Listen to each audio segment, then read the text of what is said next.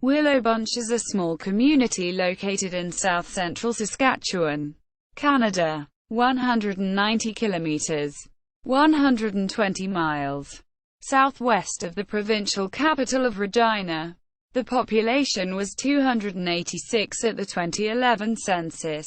Previous names for Willow Bunch have been Hart-Rouge and Talle-de-Saules. The area has seen influences from Métis and Fransaskois. History. Prehistory. About 19 kilometers northwest of Willow Bunch is one of Saskatchewan's biggest archaeological mysteries.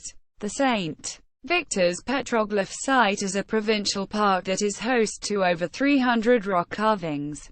The carvings are located on a sandstone cliff that is elevated at 950 meters. The uniqueness of the plateau is characterized by being only one of 5 sites in Canada where petroglyphs are on a horizontal structure of a rock. The petroglyphs are dominated by images of the plains grizzly bear, but there are also carvings of footprints of other animals such as bison, elk, deer, birds and pictures of human figures. There is no group given credit for making these carvings, but it is estimated they were made between 500–1700 AD. The best time to see the petroglyphs, according to the Friends of the Petroglyphs, is later in the day or very early in the morning, so that the sun casts shadows making them more visible to view. The sandstone also has plant fossils trapped in it. These fossils date to before the time of the Ice Age, Pleistocene epoch. Many mammals from before the Ice Age can also be found on higher plateaus of the park. The bone and teeth remains of woolly rhinoceros and 3-toed horses are just some examples of prehistoric life in the area. During the Ice Age, mammoths, horses, camels and saber-toothed cats would have roamed as well.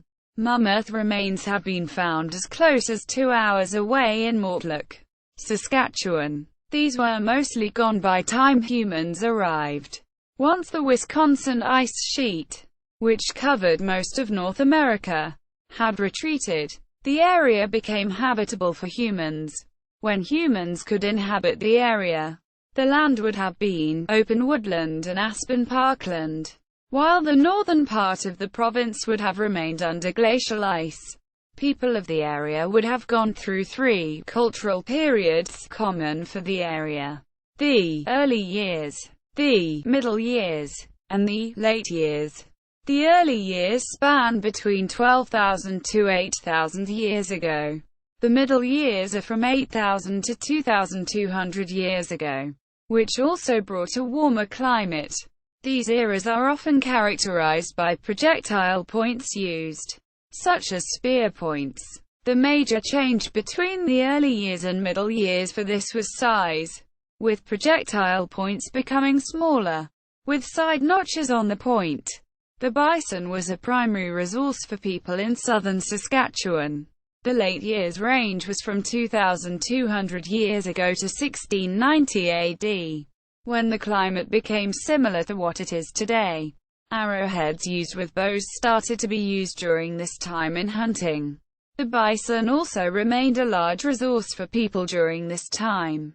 Many bison kill sites are located near the St. Victor Petroglyphs Provincial Park, though many have been buried by the hills over time. First people. The land in Saskatchewan was believed to have been first populated by Paleo-Indians around 9500 BCE. These were hunter-gatherer societies who mainly hunted big game, such as bison. Eventually Saskatchewan became populated with Great Plains Indian peoples. The records of the first people near Willow Bunch are few, but they left behind a piece of themselves at the St. Victor Petroglyphs. St. Victor is 19 kilometers west of Willow Bunch. The petroglyphs are carvings of many Great Plains Indian symbols. Carvings include several variations of human faces, many types of hooves, turtles, grizzly bear paws, and human handprints.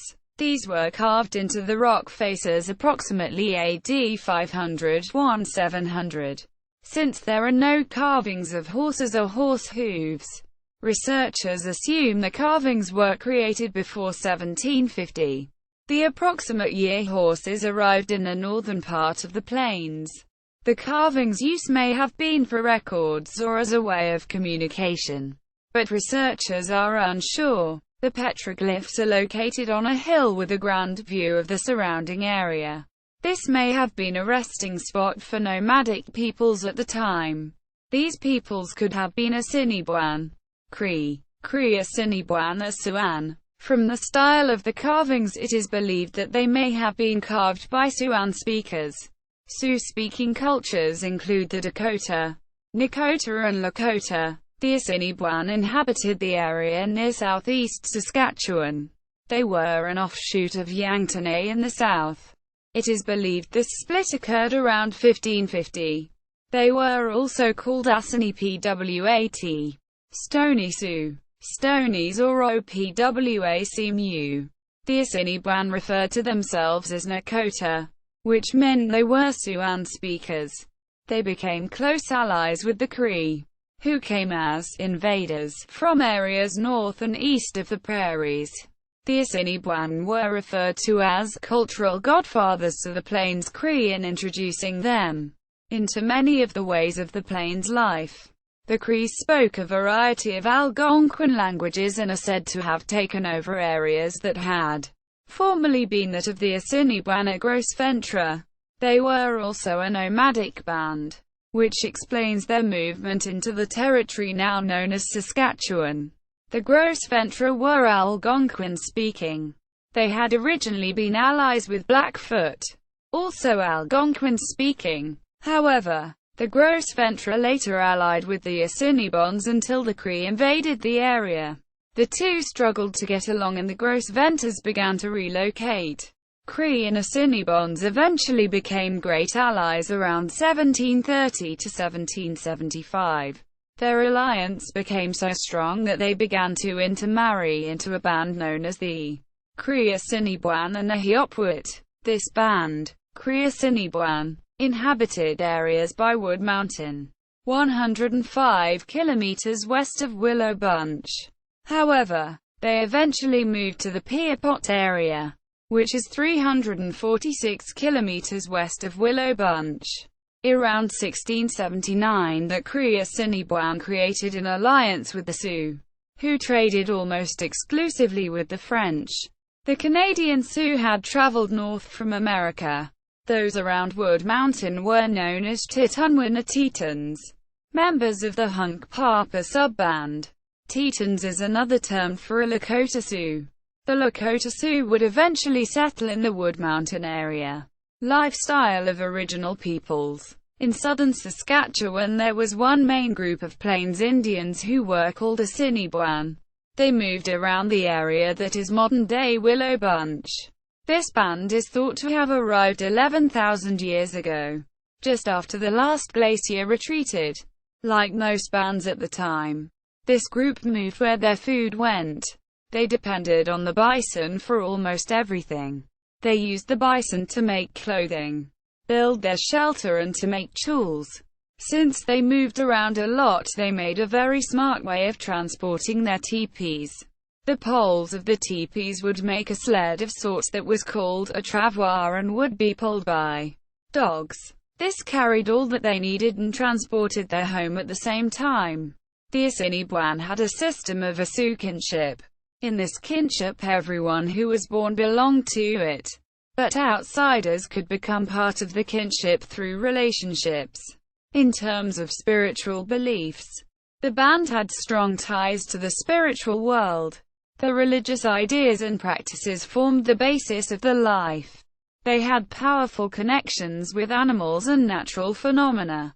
They believed that animals and natural phenomena had spiritual power that could be acquired for personal advantage through a vision quest. In this quest they would go to a secluded area of the forest where they would fast and pray until a spiritual guardian came to them in a dream. When it comes to food and other necessities of life, the band worked together. The men would hunt the buffalo by driving them into pounds or corrals to be killed. They would be stampeded off cliffs. The women would collect edible roots and berries, but they would also preserve the food and build tools for everyday life. The band worked together so everyone would have enough food. If there were shortages on food, the band would split into smaller bands so they had a better chance to survive. As for the political structure of the bands, they had a chief, but their way of dealing with issues was like a democracy. Any decisions that needed to be made were reached by finding a consensus between all the families of the band. Although the chief was the advisor of the band, there was no guarantee that he would stay at the top. The only way the chief stayed in his position was if people were being fed and the band staved off attacks from enemy bands. When it came to punishment, there were straightforward rules. If you did not aid the community, then you were seen as an enemy to the band. The way that they disciplined people was also straightforward. If you did something wrong, your punishment would be public shame and ridicule. When the band depends so much on each other, this kind of punishment would have been one that was hard to deal with. In general, the other bands in the area and the Assiniboine moved independently of each other. However, during midsummer, when there was a lot of bison, all the bands came together for a few weeks in one tribal encampment. During this time they would have celebrations and possibly a tribal buffalo drive. After this time the bands would separate again and go to the river valleys or foothills and get ready for the winter months. The MEAQTIs of Willow Bunch. At the end of the 1860s, many MEAQTIs settlers started their move towards the Wood Mountain region, soon to be known as Willow Bunch. From Red River, Pembina, and other communities in the northwest, following the footsteps of the hunters and traders before them, they came in search of bison. Soon after the arrival of the MEAQTIs, Jean-Louis Legueret set up a trading post in Willow Bunch, aiding the MEAQTIs as a trader of bison goods. Nearing the mid-1880s, there was a decline of bison in the Wood Mountain region. This was a result of the United States government's attempt to starve out Sitting Bull. With the end of the bison hunt, the MEAQTIs began life as ranchers. We brought our stock and expertise to Willow Bunch. No one knew more about horsemanship and training horses than we did. The MEAQTI's population in Willow Bunch became known as a hub of the first tentative ranching operations in southwestern Saskatchewan. Talle-de-Saules The MEAQTIs originally referred to the town and its surrounding area as Talle-de-Saules, which means clump of willow. This nickname soon gave rise to the town's name of Willow Bunch. The red willows found around Willow Bunch were an important factor in the everyday lives of the MEAQTIs. The multifaceted willow played a large role in their well-being. In spring, our women harvested the supple young shoots to make baskets. Our men fashioned the wood into pipe stems, emergency snowshoes, snares, wooden nails, whistles for the children, beading looms, and frames for stretching hides. Rotted willow wood was used to smoke hides. Green willow branches were burned to smoke meat. We twisted the inner bark fibers into temporary rope, twine and fish nets. We weatherproofed rawhide by wrapping it in willow bark. We used willow branches as lathing for our houses. Our men scraped off the inner cambium layer and added other ingredients, such as bearberry, to make a smoking mixture. Kinnickinnick. We repaired our carts, made a shelter when we were caught in a storm, burned for fuel, and had a variety of other practical uses for the wood of the willow. The MEAQTIs found use for the willows in a variety of ways. It was even used as an ingredient for medicinal purposes. Thus, the places where the willows grew were considered a healing place. This is why the people would settle near clumps of willow and name their community accordingly.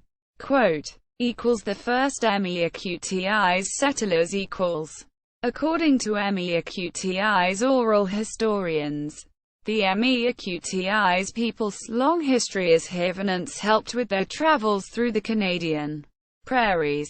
Their vast understanding of the Great Plains was an advantage. This knowledge proved to be invaluable guides as settlement inched their way from east to west. Their navigation skills were also an asset to the Northwest Mounted Police.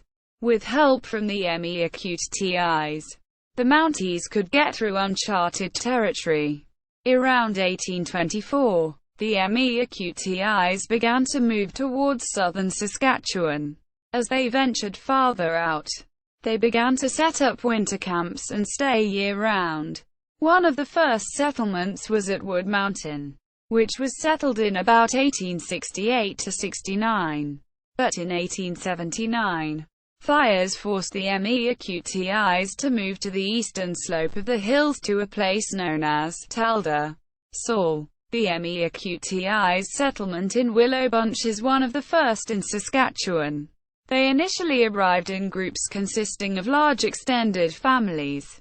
No one journeyed individually. As a result of traveling between communities regularly, the MEAQTIs began to intermingle, creating relationships with the different groups of settlers. This gave rise to the growth of the settlement in Willow Bunch.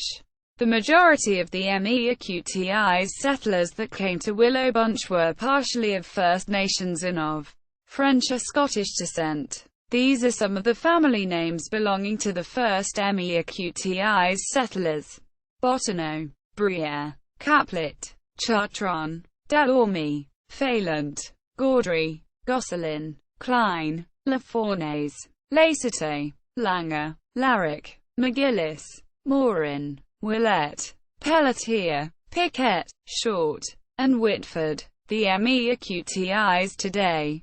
The town of Willow Bunch is occupied with Francophone and MEAQTI's people who settled upon these lands. The history in this small town is very interesting to Saskatchewan. The MEAQTIs played an important role in Saskatchewan history. Yet the MEAQTIs had fewer advantages in the Francophone town and they had very passive voices. Even today, the MEAQTIs are still trying to regain the rights and to educate about the history of the MEAQTIs and the roles they played. Just like First Nations peoples, MEAQTIs face the same inequality and misconceptions from non-MEAQTIs peoples. Willow Bunch is the rural municipality number 42 in southern Saskatchewan.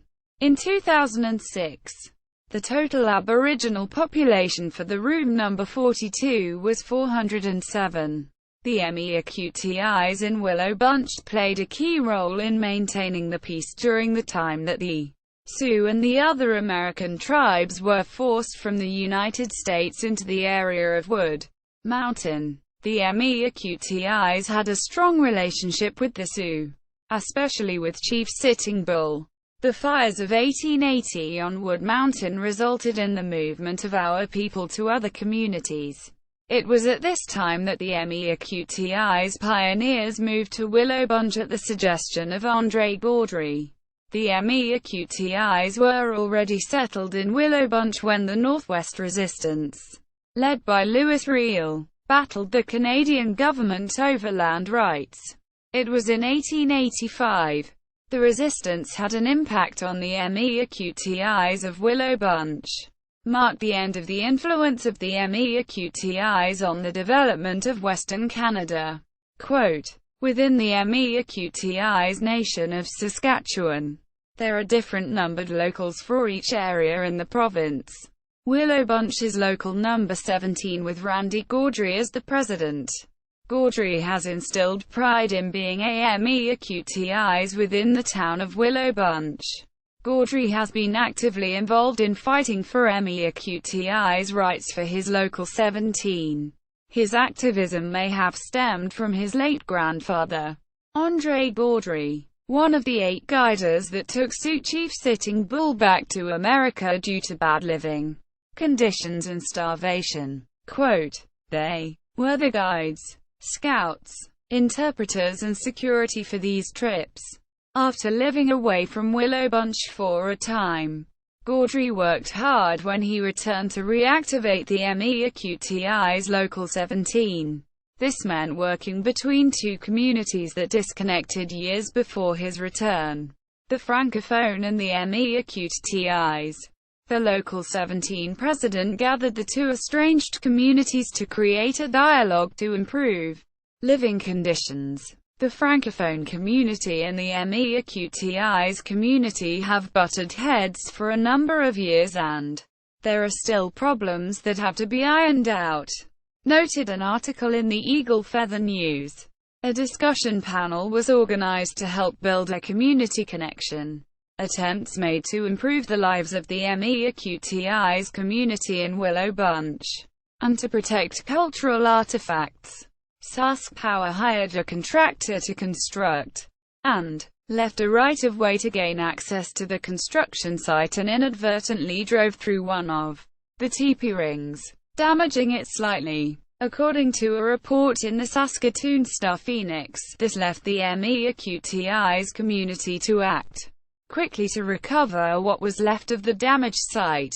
This action shows the inequality the MEAQTI's people faced, which is similar to many First Nations situations when it comes to land reconstruction. Following the 1885 resistance, many changes occurred for the MEAQTI's nation of Willow Bunch. Quote, "They were told that the land property that they settled on didn't belong to them. It became an issue. As new immigrants arrived, they found their identity and culture continually being eroded. The MEAQTIs of Willow Bunch still feel the indifference within this small town due to lack of the historical MEAQTI's knowledge to the newcomers.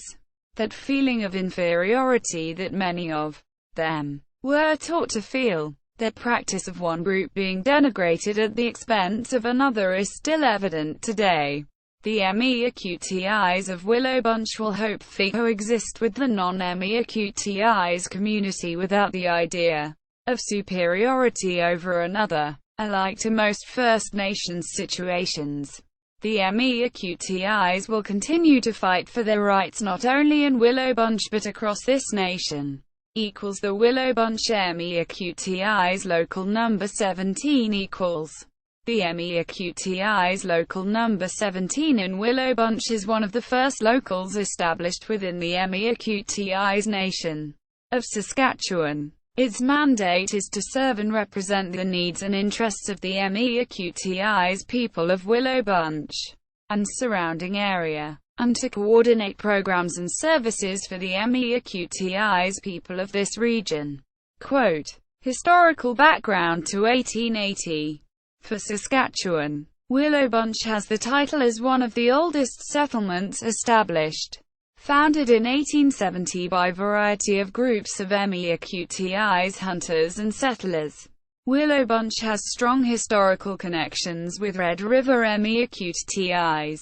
Later on, Jean-Louis Legaré would migrate from Manitoba to Willow Bunch, where he played a lead role in early Willow Bunch history.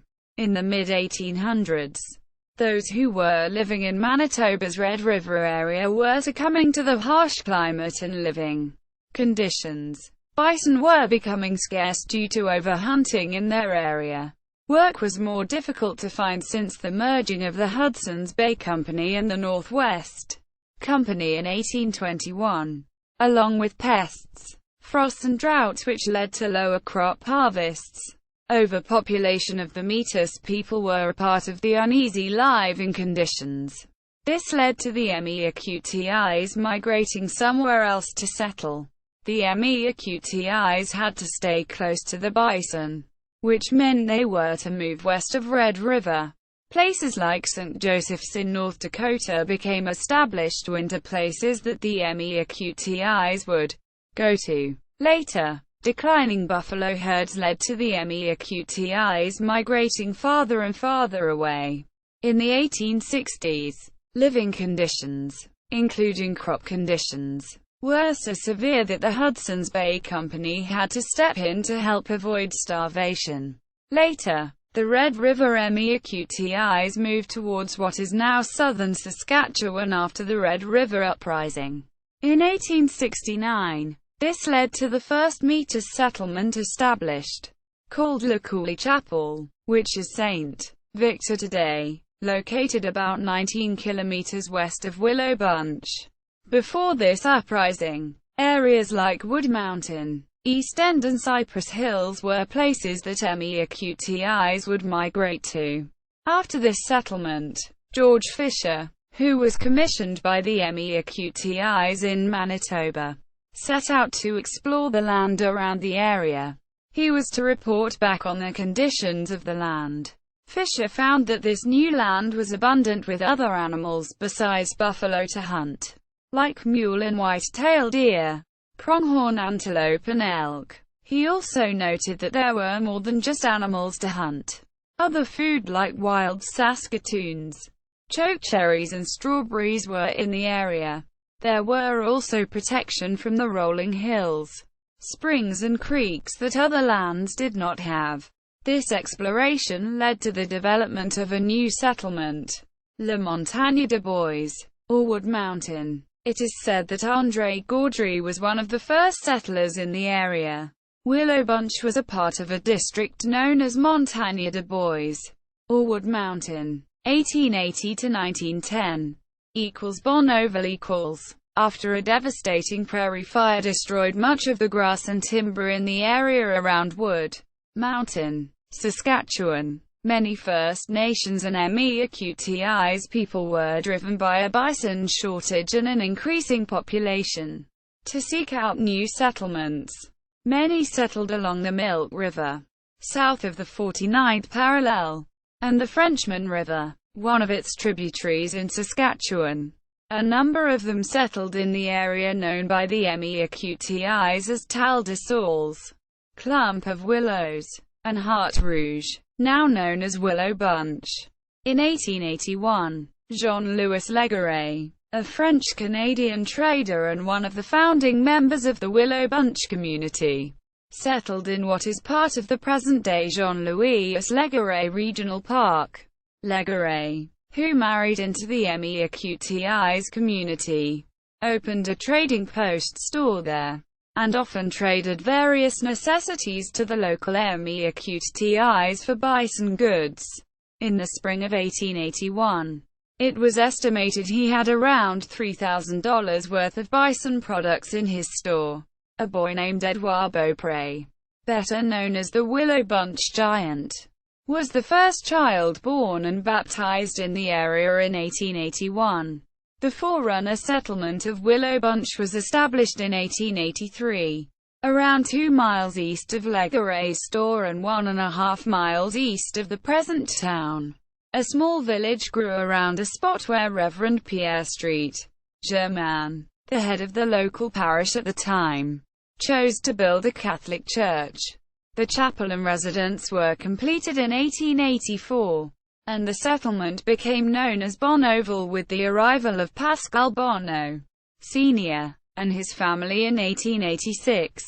The Northwest Mounted Police, NWMP, soon built a barracks in Bonneauville in 1886 as part of B Division, with 12 men and 13 horses. Following the Real Rebellion in Batoche in 1885, by fall of that year, however, only 2 constables were left. Ranching. Early years ranching soon became one of the mainstays of the local economy. Legaret brought in 45 head of cattle from Manitoba in 1884, and petitioned the Dominion of Canada government to do a land survey in 1886. 8 townships were surveyed, including Bonneauville. By 1893, the NWMP reported there were 300 people in the Willow Bunch area. Sheep were introduced to the area in 1894, of which the MEQTIs tended small herds. Growth, however, was slow for ranches. Limited markets and a lack of transportation infrastructure in southwestern Saskatchewan forced ranches to start out small. Bonneau, Sr., and his 3 sons began ranching in 1886 with only 4 horses and 4 cattle. But by 1900, Bonneau, Sr., had a herd of 400 head of cattle and 400 head of horses. After opening a cheese factory in 1888, Jean-Louis Legueret maintained the largest ranching operation in the area for a time. The ranching operation of Bonneau, Sr.'s son, Pascal Bonneau, Jr., became even bigger. By 1900, Bonneau, Jr. had a herd of 5,000 to 6,000 head. Weather and prairie fires took their toll on ranches in the area. A combination of drought and harsh winter weather between 1886 and 1887 devastated herds in southwestern Saskatchewan. Legueret himself lost 350 head of cattle in 1893 to 1894, forcing the closure of the cheese factory. Prairie fires in 1885 were also responsible for the destruction of the willows that the town and area were named for. Ranchers gave little thought about where their cattle roamed, and often did not grow hay for the winter. Legueret was among those who rejected the use of hay. In 1903–04, a severe winter, recounted by Reverend Claude J. Passaplan as the worst in recorded history at the time, followed prairie fires and an early frost, leaving cattle with nothing to eat. The MEAQTIs around Willow Bunch lost all of their cattle as a result. An even worse winter in 1906–07 caused a loss of an estimated 60 to 70% of all cattle in southwestern Saskatchewan. Beginnings of Willow Bunch. Slowly, farming began to overtake ranching, and thoughts of moving the settlement into a more suitable site for growing the community began in 1898. The Catholic bishop of the area made a request for 160 acres of land, but received only 80 from Jean-Louis Legueret, which became the present site of Willow Bunch.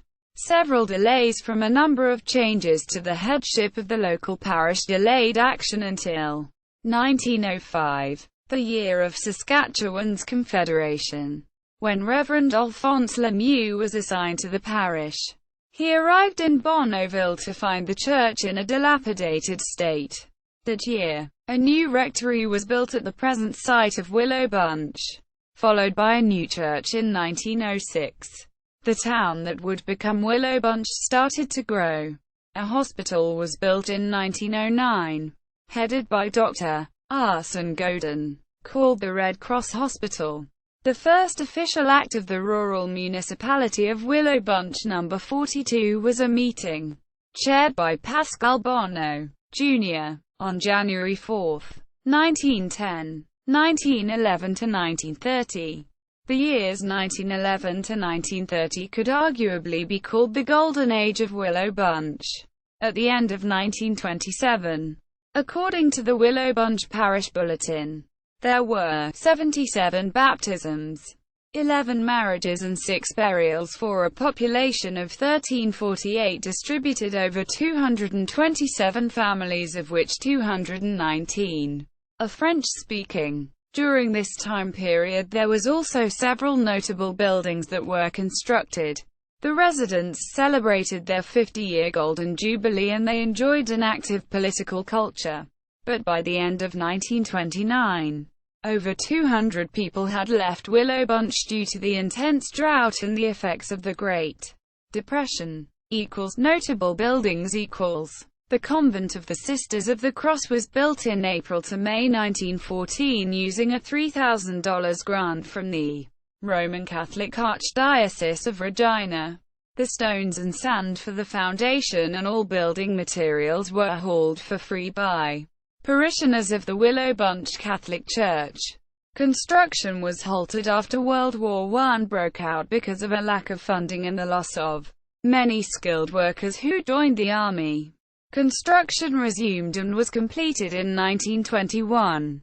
In 1920, the statue of Sacred Heart of Jesus was erected using donations of $4,000 from the community.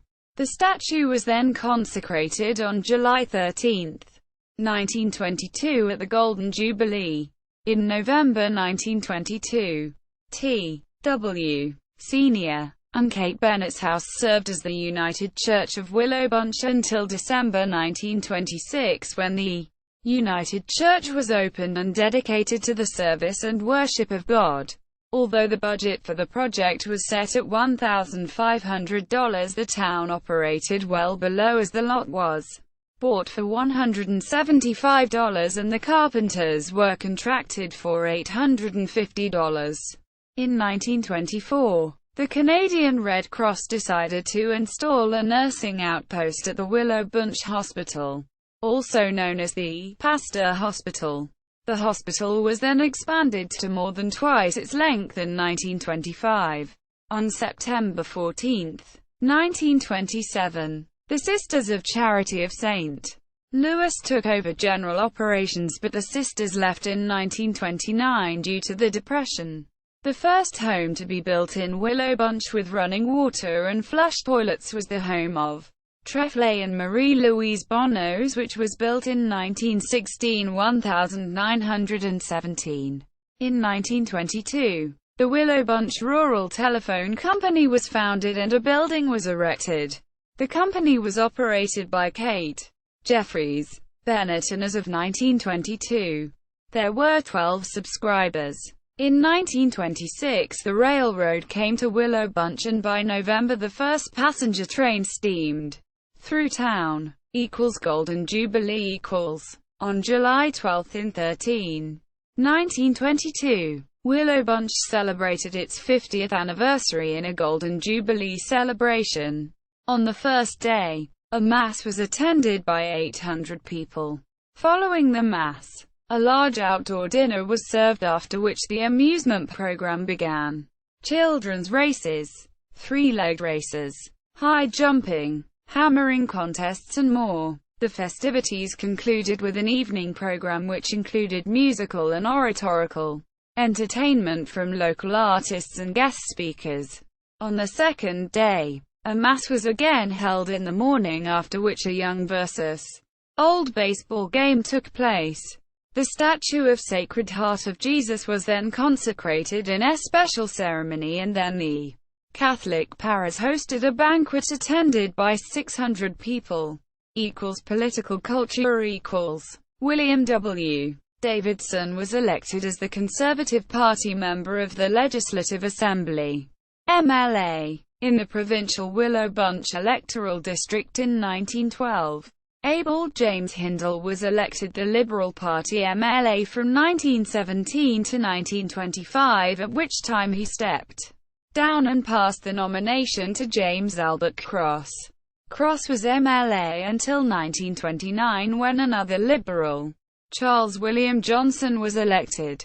At the federal level, the federal riding of Willow Bunch was established in 1924, and Thomas Donnelly was elected and remained in power until the riding was abolished in 1933. On November 8, 1922, Donnelly attempted to introduce a motion that the federal government of the Dominion of Canada should no longer assist immigrants to this country in any financial way, except so far as financial assistance is at present being extended to female domestics. Quote, when the Willow Bunch Municipal Council heard Austria-Hungary, Germany and Turkey wanted to negotiate for peace with the Allies at the close of World War I, they offered this reply: this municipality is overjoyed at even the prospect of a possibly peace, but not the peace evolved by terms. One does not make peace with a mad dog or a venomous reptile. There can be but one condition, and one only, under which hostilities will cease: imperialism strangled beyond resuscitation and militarism banished forever. Peace on these conditions may be possible, but on no other. Quote, according to the Willow Bunch Legion, there were 7 recorded Willow Bunch casualties during World War I. Tragedies This period was not without tragedies. On a stormy night in 1912, a resident of Willow Bunch, H.B. Hodge, drowned in Willow Bunch Lake. Hodge, who was heavily intoxicated at the time, was taking a ride on the Willow Bunch Lake ferry and fell off, and, due to the stormy weather, no one heard him calling for help until it was too late. On August 15, 1913, Willow Bunch and other villages in the southwest of Saskatchewan were hit by a large thunderstorm. This storm brought lightning, hail, and very strong winds that caused $4,000 worth of damage to buildings, killed local livestock, and destroyed crops. On August 5, 1922, the population of Willow Bunch was rocked by a mumps epidemic. There were no fatalities, but many children became gravely ill. 1931 to 1945 equals the drought and aftermath equals. Throughout the 1930s, Willow Bunch and the rest of southern Saskatchewan was hit with numerous dust storms. The dust storms were the outcome of a devastating drought, and the agricultural damage ended up costing the Saskatchewan provincial government more than $20 million. The drought also spawned a swarm of grasshoppers. In 1933, the government created a campaign to teach farmers to combat the grasshopper plague. The campaign taught farmers to create an insect poison using sawdust and sodium arsenate. Willow Bunch lost one of its schools during the drought. The Sickler School, which had only 2 classrooms, was destroyed by fire. The fire was caused by a dust storm in 1937. Southern Saskatchewan Coal Operators Association equals. Despite the poor agriculture, the production of coal was on the rise. On Sept. 19, 1932, Willow Bunch hosted the first annual meeting of the Southern Saskatchewan Coal Operators Association at the R.M.S. Municipal Hall. At the meeting, Association President Robert Campkin discussed how the unity of local mines would help increase the retrieval of lignite coal. The price of lignite was set at $2 per ton in the 1930s. Wheat resurgence equals. Once the weather stabilized, the price of wheat spiked from 6 bushels per acre in 1938 to 16 bushels per acre in 1939. Willow Bunch welcomed the first load of wheat to the town's South Country grain elevator on August 5, 1939. The wheat came from a local farm, which was renowned as the $1 Million Farm because of its exceptional wheat quality. Establishing the credit union equals. Cooperation was becoming a nationwide principle during World War II. As a result, Willow Bunch established a credit union, creating a membership-owned alternative to private banks. A variety of citizens signed the request to build it.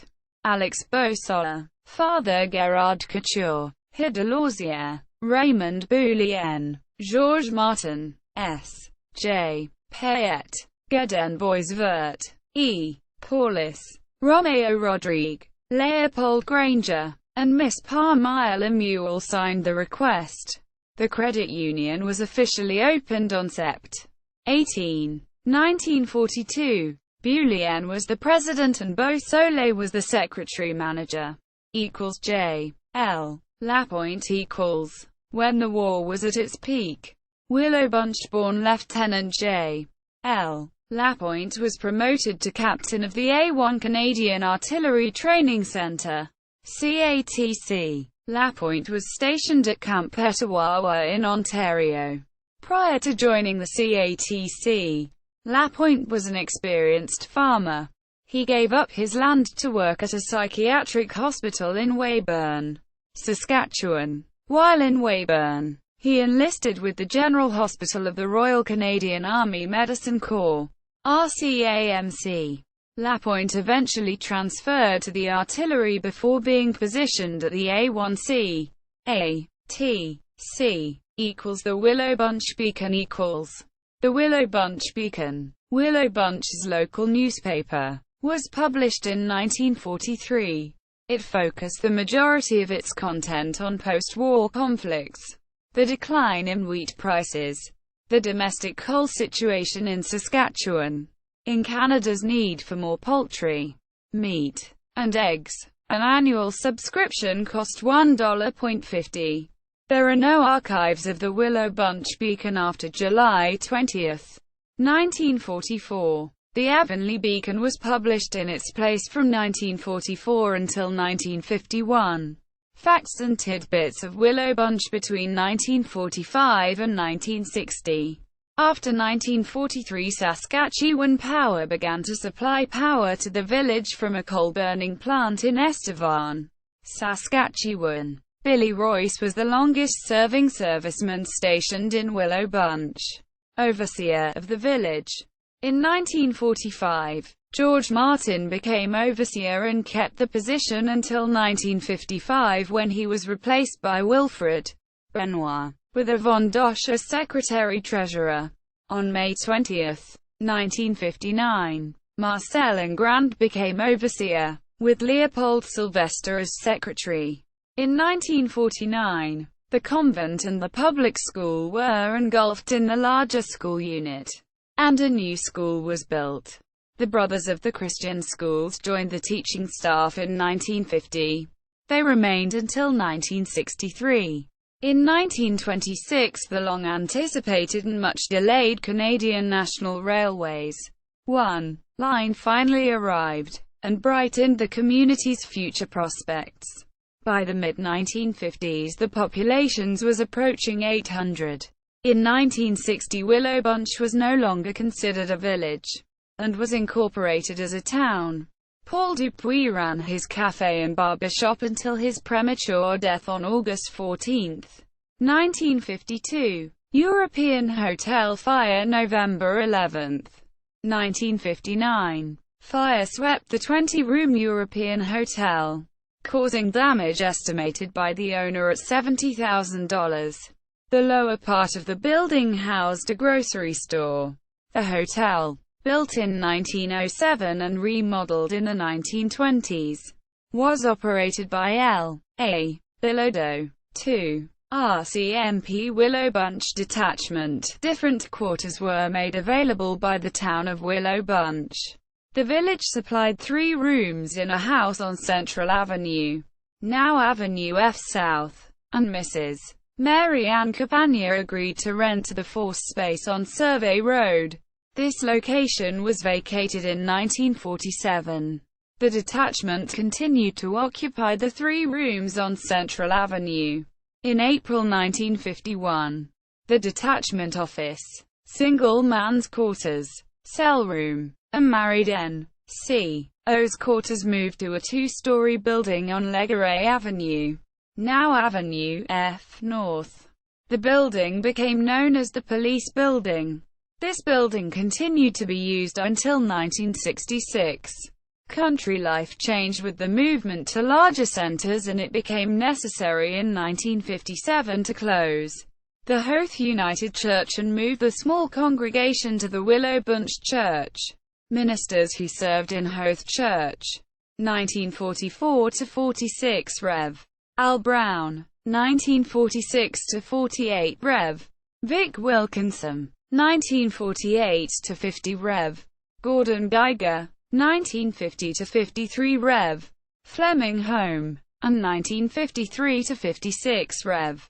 Gavin Kigger. In 1956, pastoral charges were changed. Willow Bunch was put with Clydesdale and Doronoc, Saskatchewan. About this time Hoth Church was closed. The congregation went to services at Willow Bunch Bellaflo's Garage. It was built in the late 1930s by Victor Tessier, from lumber salvaged in the demolition of Frederick Kriesh's restaurant and pool room, which previously occupied the site. Purchased by Francis Bellafleur around 1943.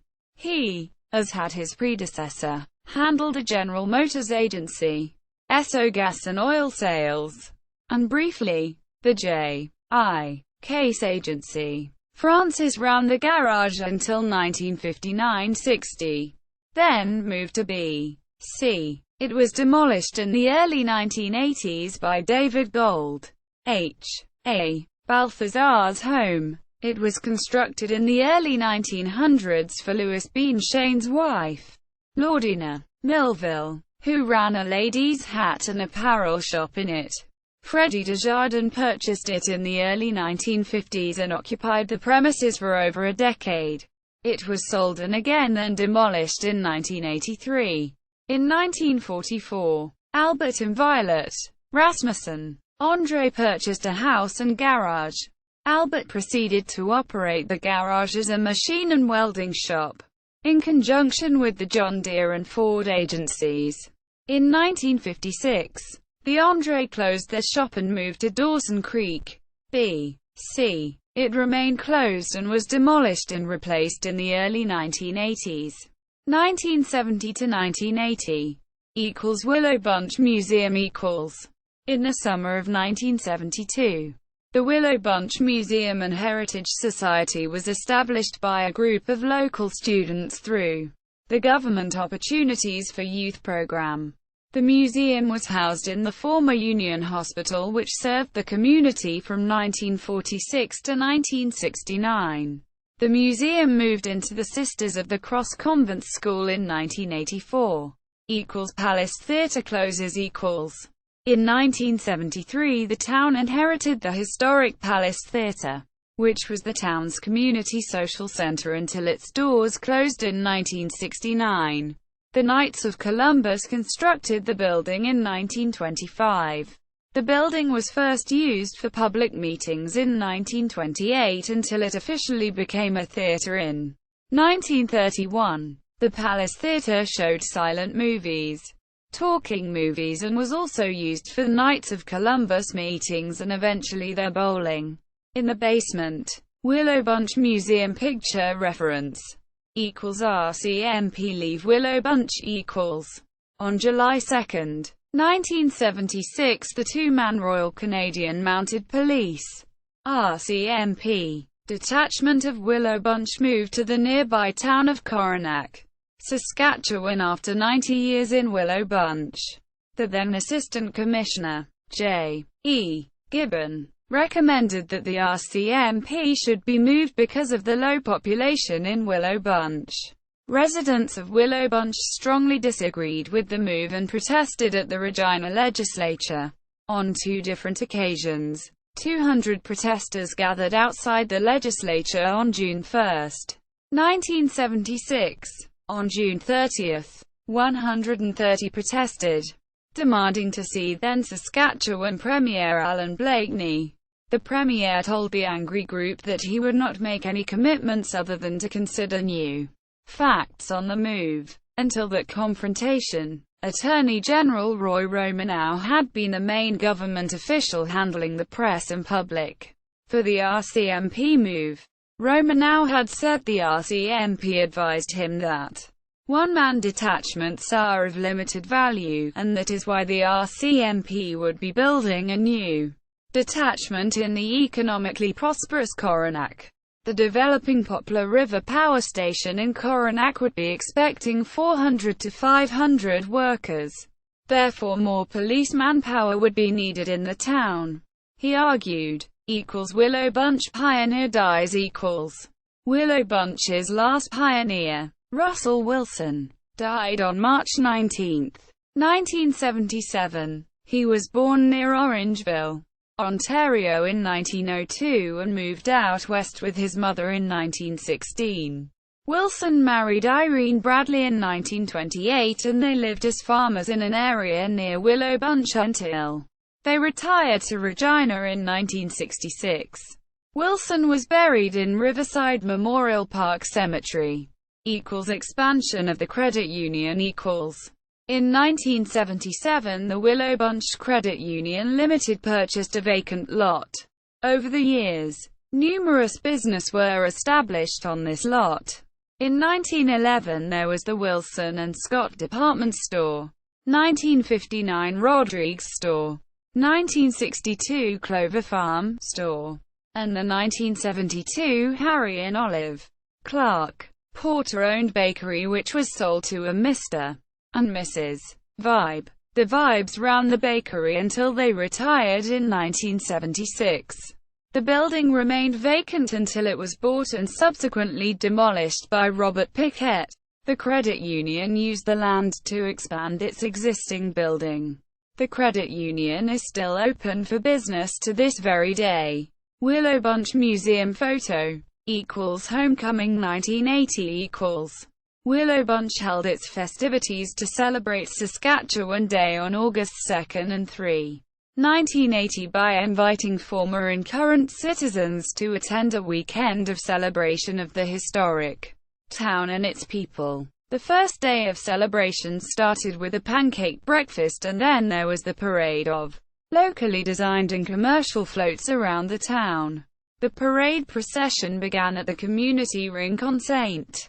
Louis Avenue to Willow Bunch Street, Broad Avenue, Principal Street, and then finally down Street, Catherine Street, which meets Street Louis Avenue. The first prize for float went to the Willow Bunch Kinsman and Kettle, and second prize was a tie between the Willow Bunch Manoir Hotel and the Kirby family entry from Coronach. An art display featuring Rosetown painting and photography was presented at the Willow Bunch School. Day one of the activities also included pony rides for children, ball games for adults and youngsters, an afternoon tea at the senior center, a barbecue dinner at the skating rink, and then to end the day there was a dance with music by the Big Muddy Ramblers. On the second day, celebrations included church services, a golf tournament and games for kids at Jean-Louis Laguerre Park, ice cream and lemonade at the park, tours of the Willow Bunch Museum, an award presentation for family heritage, and a horseshoe tournament. Willow Bunch Museum picture 1990 present equals grain elevators equals For many years there were 4 grain elevators in Willow Bunch, Saskatchewan. Wheat Pool No. 88A, United Grain Growers, UG No. 1 and the McLaughlin elevator all opened in 1926. McCabe Brothers began operations in 1929. The capacity of each elevator varied between 30,000 and 32,000 bushels. By the early 1980s the elevators began to shut down, following a trend which was seen right across the province and the prairies. The Pool A, McLaughlin, which by then was Pool B, and McCabe Brothers, now UG No. 2, elevators all closed in 1984. UG No. 1 would follow in 1999. The final elevator to close was Saskatchewan Pool C, which opened in 1982 with a capacity of 3,670 metric tons. Ceased operations in 2001. It is now privately owned. Jolly Giant Pub equals. The 1990s also saw the opening of a new restaurant in Willow Bunch, originally called Willow Bee's Tavern. The restaurant opened for business on October 31, 1996. It was owned by David and Georgina Brenner. There was a change in ownership in 2004 when it was purchased by Renault and Robert Bissonnette, who renamed it the Jolly Giant Pub. Renault would become the sole owner 1 year later. In 2012 the restaurant changed hands once again, as it was sold to Dawn Lessard of St. Victor, in partnership Tim and Penny Delawy from Assinibia. The pub continues to serve everything from alcohol and coffee to burgers and full meals. Willow Bunch School equals. Enrollment at Willow Bunch School had been declining since the mid-1960s, when as many as 425 students were enrolled. However, by September 2006, the school's population had dwindled to only 50 students. In January 2007, the Prairie South School Division began a review of its schools in 7 communities, including Willow Bunch. The division maintained it was becoming a challenge to deliver an effective learning program in a fiscally responsible manner. Quote, on May 22, 2007, The Prairie South School Board voted to close 5 schools by the end of August. They included Briarcrest, Limerick, Crane Valley, École Ross and Willow Bunch. The special meeting of the board took only 25 minutes to complete. The last day of classes at Willow Bunch School was June 30, 2007. Students are now bused to the neighboring communities of Coronach and Assiniboia.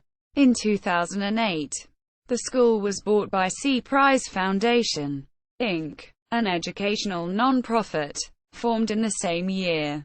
C. Prize also purchased the school in Crane Valley, which was closed at the same time as Willow Bunch's school. The C of C. Prize stands for creativity equals library equals. In 2009, the library moved to a new home. Established in 1973, the Willow Bunch Library is a branch of the Palliser Regional Library. Originally located in the hills of Home Senior Centre, the entire collection was moved to the former room office, which was vacated in 2008 as the town of Willow Bunch and room offices were amalgamated. The move took place on April 20, 2009. With the grand opening a month and a half later on June 12. Political history. Municipal organization began in Willow Bunch in the year 1910, when the community was formed as District No. 42. A meeting which was held at Philip Legure's house, chaired by Pascal Bonneau, Jr., on January 4, marked the first official act. Pascal Bonneau, Jr., Dr. Arsène Godin, Alphonse Dauphiné, Amady Beaubien, W. Innocent, James Hazlitt, and A. Saunier were the first members. Elected in 1910, Amady Beaubien replaced Pascal Bonneau, Jr., as president after Bonneau died. E. P. de la Forest was elected secretary-treasurer for the year 1910 and was replaced by Alex P. Beausoleil in 1911. The results of the elections in December 1911 were Trefflé Bonneau as Reeve Mayor, and O. A. Hainstock, B. Lohman, Alphonse Dauphiné, Peter Cabrud, Joseph Lapointe, and Alfred Lalonde were elected as councillors. In 1912, Trefflé Bonneau served as the first Reeve of Willow Bunch Rural Municipality, Room No. 42. This meant that he was also the mayor for the town at this time. In 1913, a committee which Trefflé Bonneau served on sought provincial intervention in relation to rural municipal taxation on grazing lands. In 1927, the first room-owned office was built and Leopold Sylvester, the secretary-treasurer, occupied the office from 1927 to 1958. He served 31 years, making him the longest-serving secretary-treasurer of any room in the province. In 1961, Rachel Skinner was elected to her second term as councillor. Mrs. George Drouin also served her second term that year, and the two women were said to give stronger representation on a 6-man council than any other town in the province. In 1912, there was a redistribution of federal electoral districts, including the room of Willow Bunch. At the time, it was decided that the redistribution was fair and provided for the just representation of the people. However, the federal electoral district riding of Willow Bunch that was created in 1924 was abolished in 1933 when the riding was redistributed into Moose Jaw, Swift Current and Wood Mountain. Liberal candidate Drive Thomas Donnelly was elected to the new riding in 1925. He also won in the 1926 and 1930 elections. During the 1928 Liberal Party nomination, Donnelly was the unanimous choice of the Liberals at the Willow Bunch provincial constituency. The other nominees were T. E. Gamble, an MLA from Ojima, J. B. Swift from Assiniboia, Thomas Gallant from Gravelbourg, and A. J. Hindle, XM, L. A. for Willow Bunch. The Conservative candidate, nominated in 1928, was J. Gibbons, a farmer from the Assiniboia district. A political issue of the day had to do with whether to give immigrants financial assistance. In 1928, there was a resolution that no further financial assistance would be given by the federal government. Notice of a motion on the topic was given by Dr. Donnelly in Willow Bunch in 1928.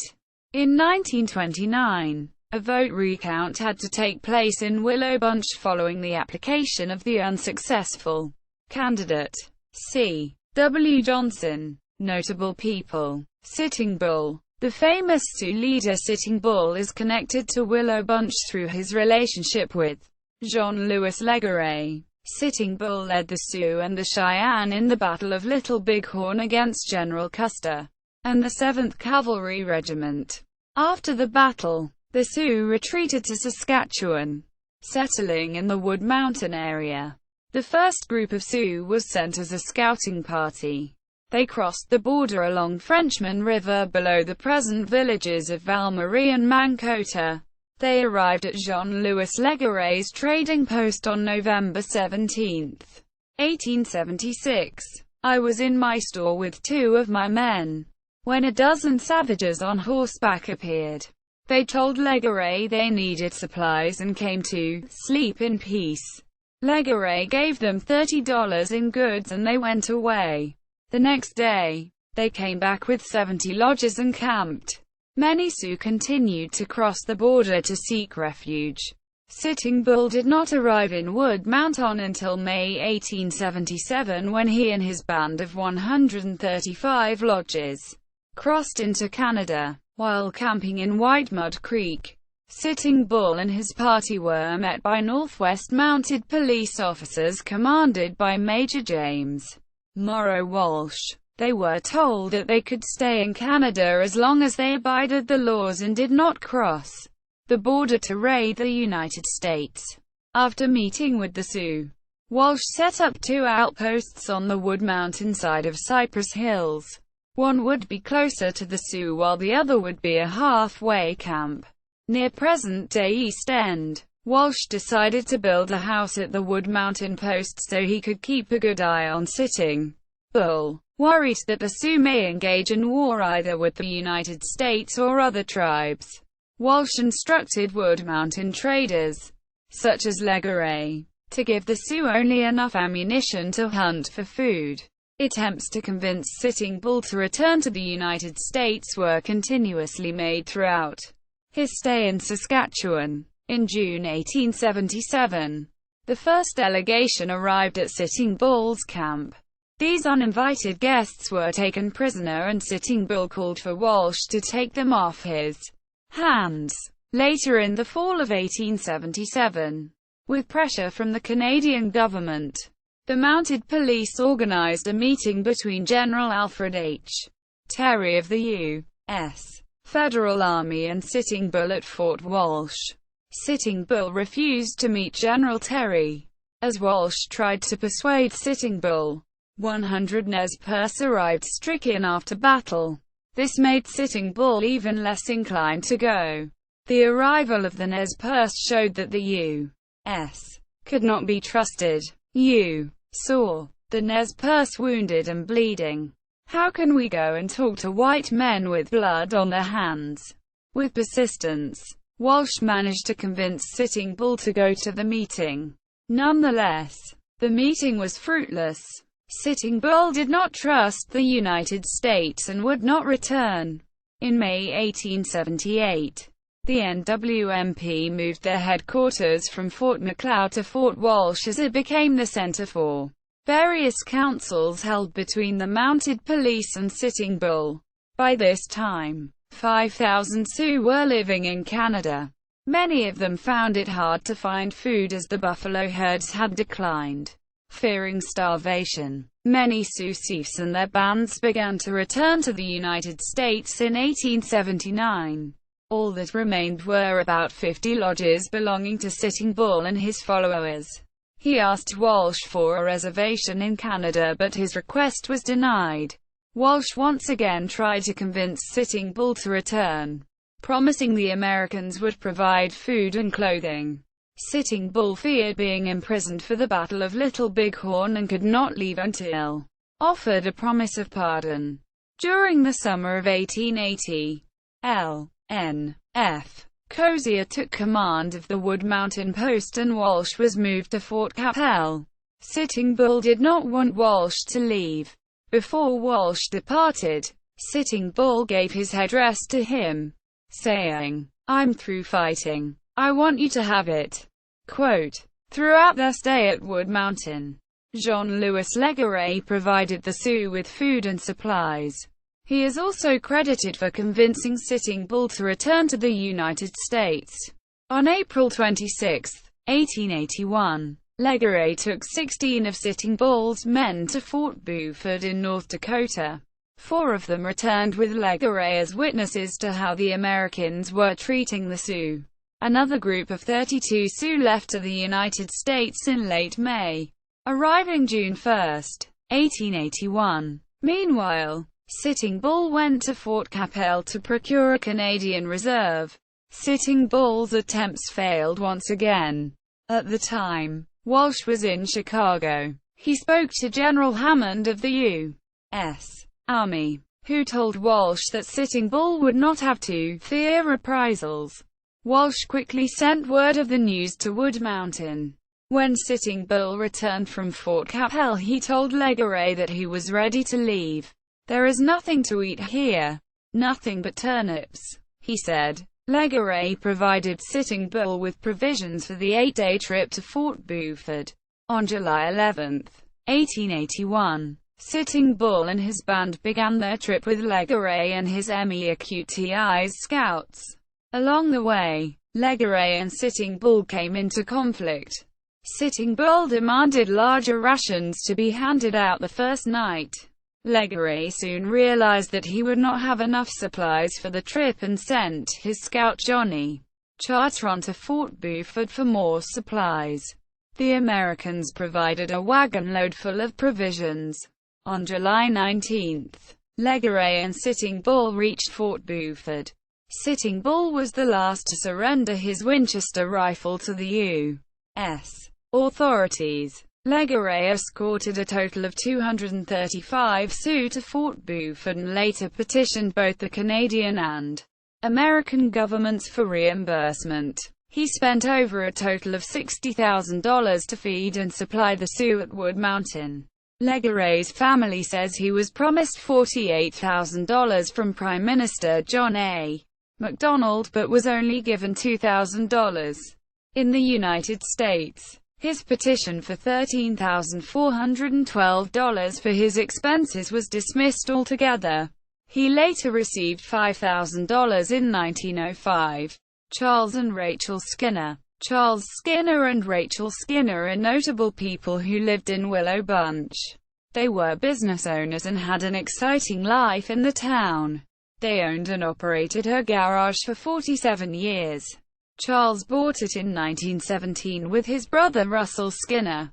It was here that he built and designed race cars, snowmobiles and an ice boat. Charles Skinner was the owner of Willow Bunch's first power plant in 1927. This power plant was a generator in the Skinner Brothers' garage which made and supplied the town's power. It was turned on from 8 a.m. to midnight because it was assumed that after midnight people would not be using power.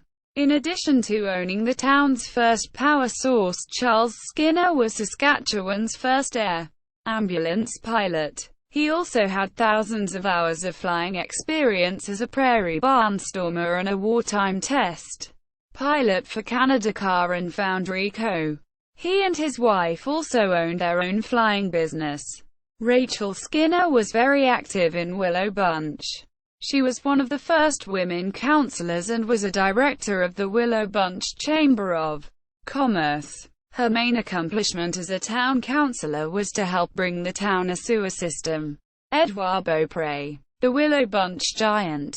Willow Bunch is the birthplace of Edouard Beaupré, known as the Géant Beaupré. When he was 12 years old, he was 6 feet, 6 inches tall, so some kids would tease him about his size, so he would put them up on house roofs and leave them there until they'd stop bothering him about it, said Mary Cleggett at the Regina Regional Heritage Fair.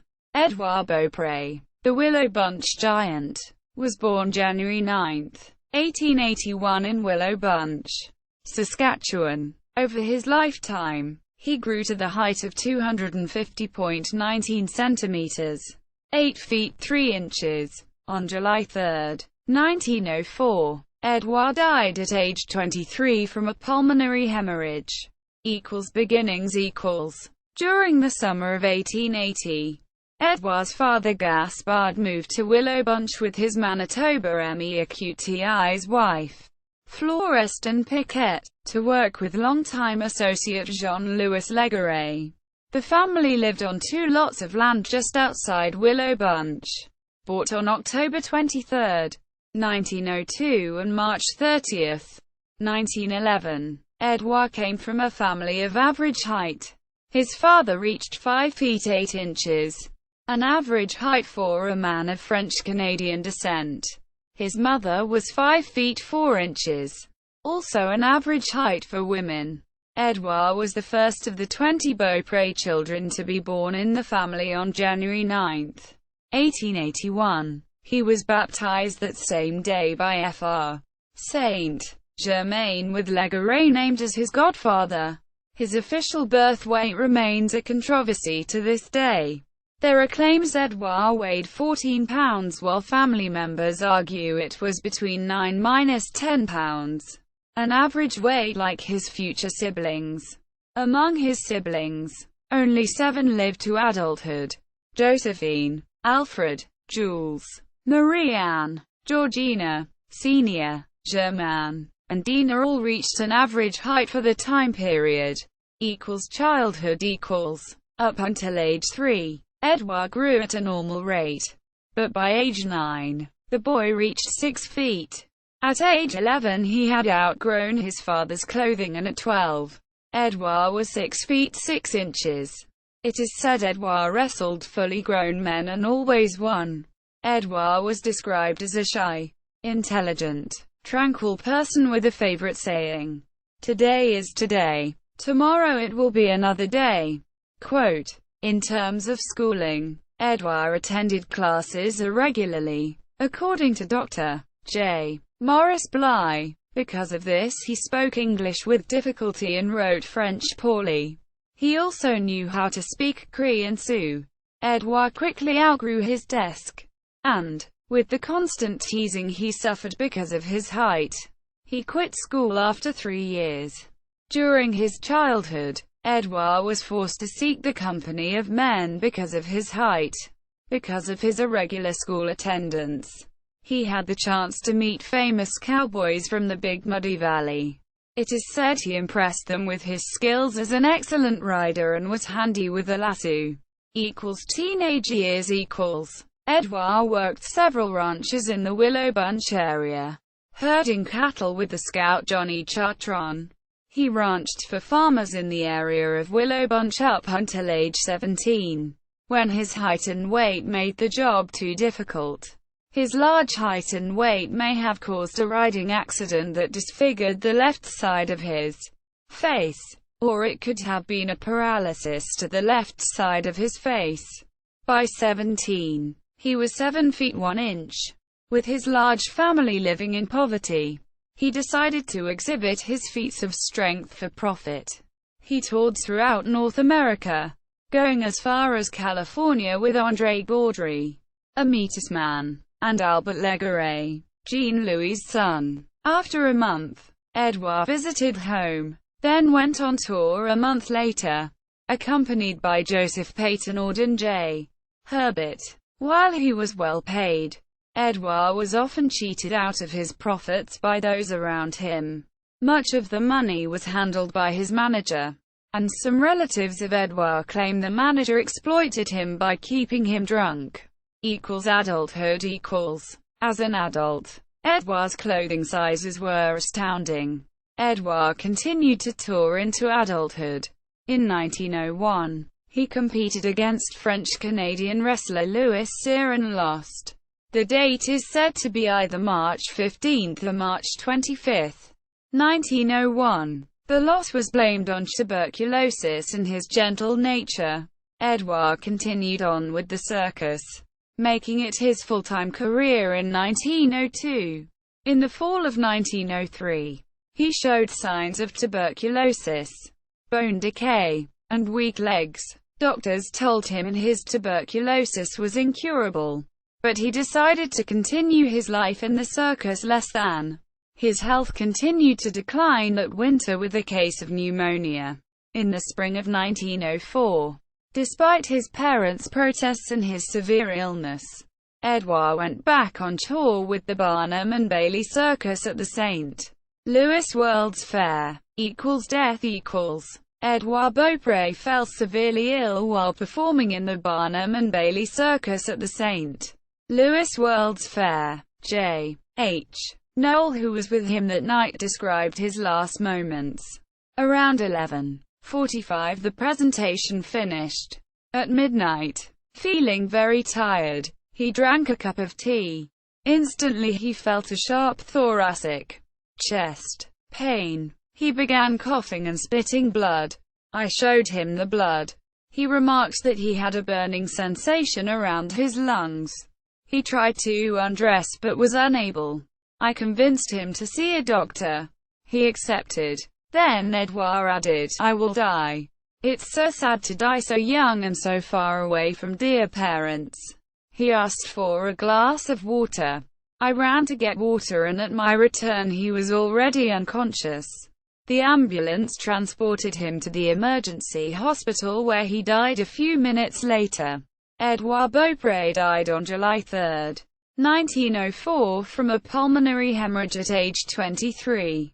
Anne Bernard, who acted as Edouard's agent, had the body embalmed. Even at the time of his death, doctors determined that Beaupré was still growing.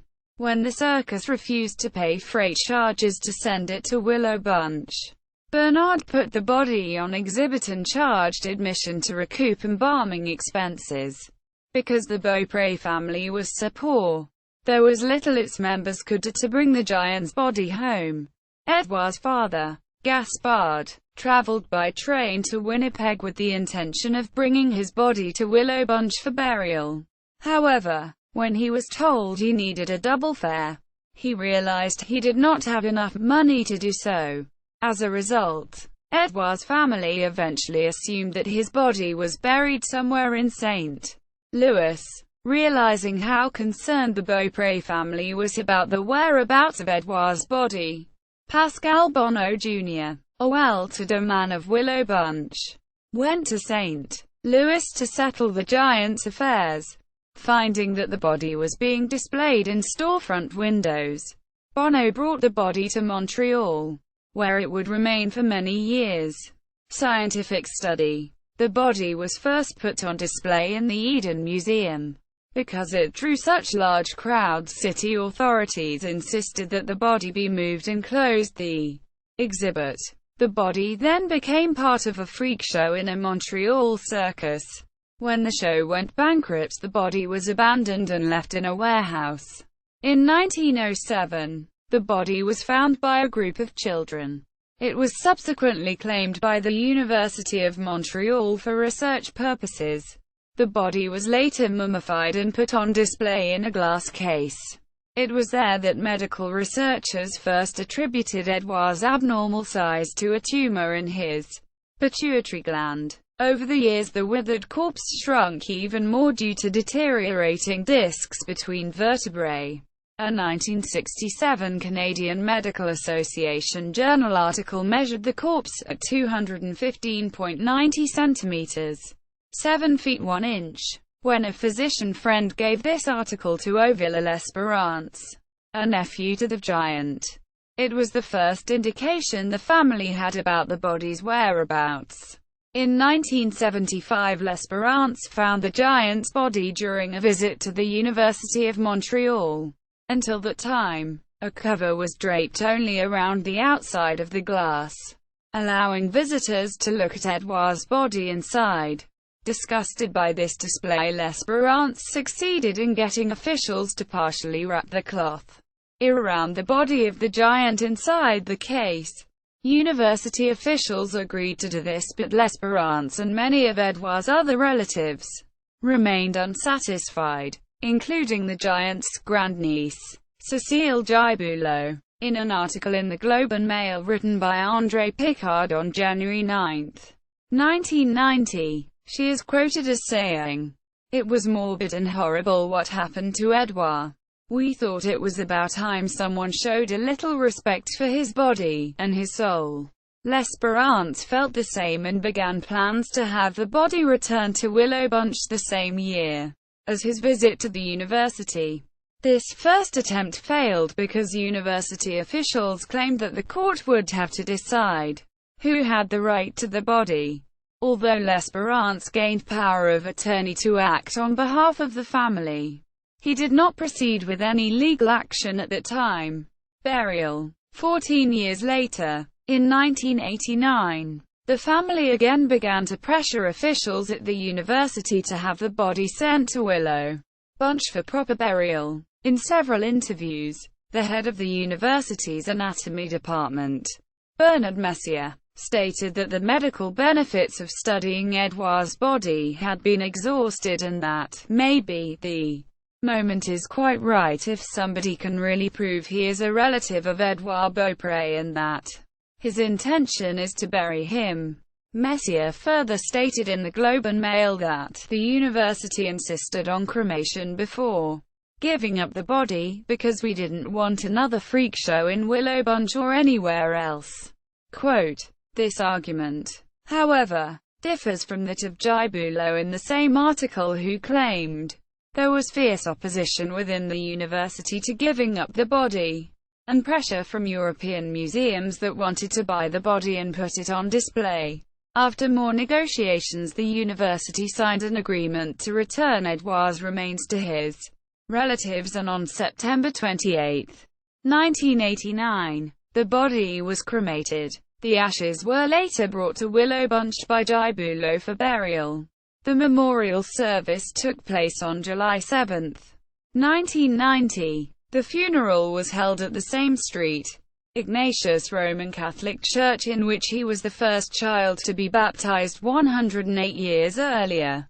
That afternoon, the giant's ashes were buried in front of a life-sized fiberglass statue dedicated to him at the Willow Bunch Museum. Around 400 people attended the ceremonies, with nearly half of them relatives of the Beaupré family. The Campaign family. Another well-known family from Willow Bunch is the Campaign family. Michelle, Paul and Suzanne originally formed a musical group named Follavoine. Then, with sister Annette, they formed the folk music group Hart-Rouge. Their sister Carmen Campaign is a well-known children's entertainer. Women of Willow Bunch. In Willow Bunch there are many women who have made a significant contribution to their community, groups and organizations. Through various groups and organizations that the women of Willow Bunch belong to, they often spend their time volunteering and raising money for charities and community causes. The Legion Ladies Auxiliary No. 287 was formed June 8, 1974 in Willow Bunch. Its curling team won first in the Legion Auxiliary's own district curling bonspiel in 1982. The Catholic Women's League started in October 29, 1963 in Willow Bunch. The league says it is dedicated to serving the needs of the community and increasing the spiritual growth of its members as they work and share together. Its members raise money doing raffles, teas, bake sales, etc., and then donate to various organizations and charities. The Fédération des Femmes Canadiennes Françaises was originally formed in 1914 in Canada to help soldiers of World War I. It came to Willow Bunch in 1967. Since the war, their goal has been to help French-Canadian women reach their full potential and to be proud of their heritage as a member of a minority in the community. They have carried out substantial work for different charities, including distributing meals for Meals on Wheels. The Happy Hobby Club originated at the house of Elizabeth Beth Marie-Louise Viala in October 1955. They enjoyed themselves meeting on a weekly basis and often worked on projects which they sold to raise money for charities, such as quilts. They also put on social events in the community center, formerly the Sharon School building. They had annual picnic for members and their families. One year, 100 people were in attendance. The Kilometres Club of Willow Bunch was formed on January 27, 1978, with Mary Ager as the formation president. Their goal was to help with Kinsman Club projects as well as to start their own projects in order to promote Willow Bunch and stimulate community interest. Their events include Ladies' Night Out and the Community Birthday Calendar. The Convent. The Willow Bunch Convent was operated by the Sisters of the Cross. It was opened on September 15, 1914 for students and October 1 for the over 40 boarders who would live there. The original sisters included Emily Street, Joseph, Thazy Marie, Jean Gabrielle, Valerie Street, Antoine, Saint Clement, Agnie Acute Street, Charles, Marie Street, Auburn, Emily, and Eleanor. There were a total of 91 sisters who served in Willow Bunch until the closing of the school in 1983. Profiles. Cecile Marrett has lived in Willow Bunch most of her life. She is now 80 years old. She was born there, as one of 14 children. Both her parents were originally from Quebec and spoke French. She was a boarder and student at the convent and attended up to grade 10. Her mother and sister ran a restaurant in town called the White Dove Café. She and her husband Lorne farmed together outside of Willow Bunch. They had 4 boys, but one died. When she and her husband retired, they moved back to town.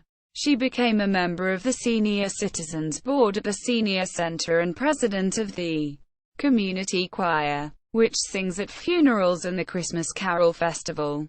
Lorette L'Esperance has also lived in Willow Bunch her whole life and is 82 years old. She went to the convent until grade 3 but had to quit then to help her mother raise her siblings. She spoke French her whole life but learned English when she got married at the age of 17. Her husband, who was her childhood neighbor, also taught her how to read and write. They had 5 kids who they raised on the ranch outside of Willow Bunch. They lived on the ranch until 2001, when they were sold it and moved into town. She is part of the Ladies of the Parish at the Catholic Church. Women in Willow Bunch now. Society in Willow Bunch has changed dramatically over time. The school is closed down so children have to attend school in Coronach and Assiniboia. Graduation rates are higher because girls have fewer duties at home and attending school is free. Most women now have employment outside of their homes. Fewer families make a living by farming and people in Willow Bunch often find work in neighboring towns. Since most of their day is spent outside of Willow Bunch, they tend to buy necessary items, such as groceries, elsewhere. This has affected the town greatly and businesses in Willow Bunch have suffered and even shut down. Because of this change, mayors and reeves, before Willow Bunch was recognized as a town, village, or rural municipality, some members of the community had a meeting to establish government in the area. The first recorded action and meeting was recorded as January 4, 1910. Members at this at Pascal Bonneau Jr., Dr. Arsène Godin, Alphonse Dauphiné, Amédée Beaubien, W. Innocent, James Hazlitt, and A. Saunier. Willow Bunch's first elections were in December 1911. Trefflé Bonneau, O. A. Hainstock, B. Lohman, Alphonse Dauphiné, Peter Cabrud, Joseph Lapointe and Alfred Lalonde were elected the first reeves. January 1, 1912 Willow Bunch was recognized as a rural municipality (RM) by the government of Saskatchewan. The RM included Willow Bunch, St. Victor, Little Woody and Cantonville. Willow Bunch officially became a village on November 15, 1929. After this, the village nominated its first overseer, Emmanuel Lebel, on October 1, 1960. Willow Bunch was incorporated as a town. At this time, Marcel Ingrand was the overseer and, as a result, became the town's first mayor. His major accomplishment as the mayor was being a large role in installing the town's sewer system. Eugene L'Esperance was Willow Bunch's mayor from 1989 to 1994. Community involvement runs in the family. His niece, Nicole Gellner, was on the town council. She is currently a volunteer at the Willow Bunch Museum. The current mayor is Wayne Joyal. It is his first term as mayor of Willow Bunch. The councillors are Gerald Bellafleur, Jay Drouin, Giselle Fafford and Art Harvey. The current reeve of the rural municipality of Willow Bunch is David Kirby. The councillors for the municipality are Division 1 Dennis Bellafleur, Division 2 Real Durand, Division 3 David Marrett, Division 4 Trevor Benson, Division 5 Mitchell Kaya, Division 6 Gerald Delrome. Geography, climate and ecology. Willow Bunch sits in a small valley in southern Saskatchewan, about 740 meters above sea level. Like most of Saskatchewan, the climate ranges widely, from 40 degrees Celsius in the summer to 40 C in the winter. Traditionally, July is the warmest month on record while February and December are the coldest. The average temperature is in the high 20s during the warmest parts of the year, and around -15 during the coolest. The highest recorded temperature of all time for the area is 41 degrees Celsius in 1988. The lowest recorded temperature is -41 degrees Celsius, which occurred in 1983 and 1994. The Willow Bunch area receives anywhere from 250 to 450 millimeters of precipitation over the course of a year, based on the weather station in nearby Coronach. Most of that precipitation comes during the spring and early summer, with the later part of the summer typically being hot and dry. Occasionally flooding occurs, but it is usually caused by a large spring runoff as opposed to heavy rainfall. The last flood in the Willow Bunch area occurred in 2011 when Highway 36 was washed out. There are two major ecosystems surrounding Willow Bunch: prairie grassland and the Big Muddy. Grasslands are dry, arid landscapes, characterized by low precipitation levels. As a result, the plant life consists mostly of small shrubbery and hardy plants like opuntia prickly pear cacti, pasture sage and prairie crocus, which can grow without large amounts of rainfall. Trees rarely grow naturally in this type of ecosystem because they are unable to survive on so little water in their early stages of growth. The Big Muddy is a 3 kilometers wide floodplain left over from the last ice age. Although it's named Muddy, the area consists largely of sandstone cliffs and buttes, as well as an alkali lake. The most notable feature of his landscape is the Castle Butte, a large natural structure that juts out of the ground, providing a noticeable landmark. The wildlife around Willow Bunch consists mostly of small rodents and carnivores. Foxes, coyotes, gophers, raccoons, and skunks are the most common mammals. Prior to the development of agriculture, larger grazing animals such as bison and pronghorn antelope were more common, as were predators like wolves. Today, there are no bison in the Willow Bunch area. Antelope are struggling as well because they have trouble jumping over barbed wire fences. However, they still exist in the wild around town. The grassland surrounding Willow Bunch is home to the only venomous snake on the Canadian prairie. The prairie rattlesnake. Although it is poisonous, this snake rarely attacks and frequently flees from human contact. Willow Bunch is also home to a diverse bird population. Crows, owls and grouse can all be found in the area. Water conservation is of the utmost importance in the Willow Bunch area because of the dry nature of the climate. Long-term agricultural success is dependent on closely monitoring the local water supply. Underground aquifers are one of the most important water sources in the area, although many are too deep to drill wells into. This difficulty has led to the widespread use of irrigation.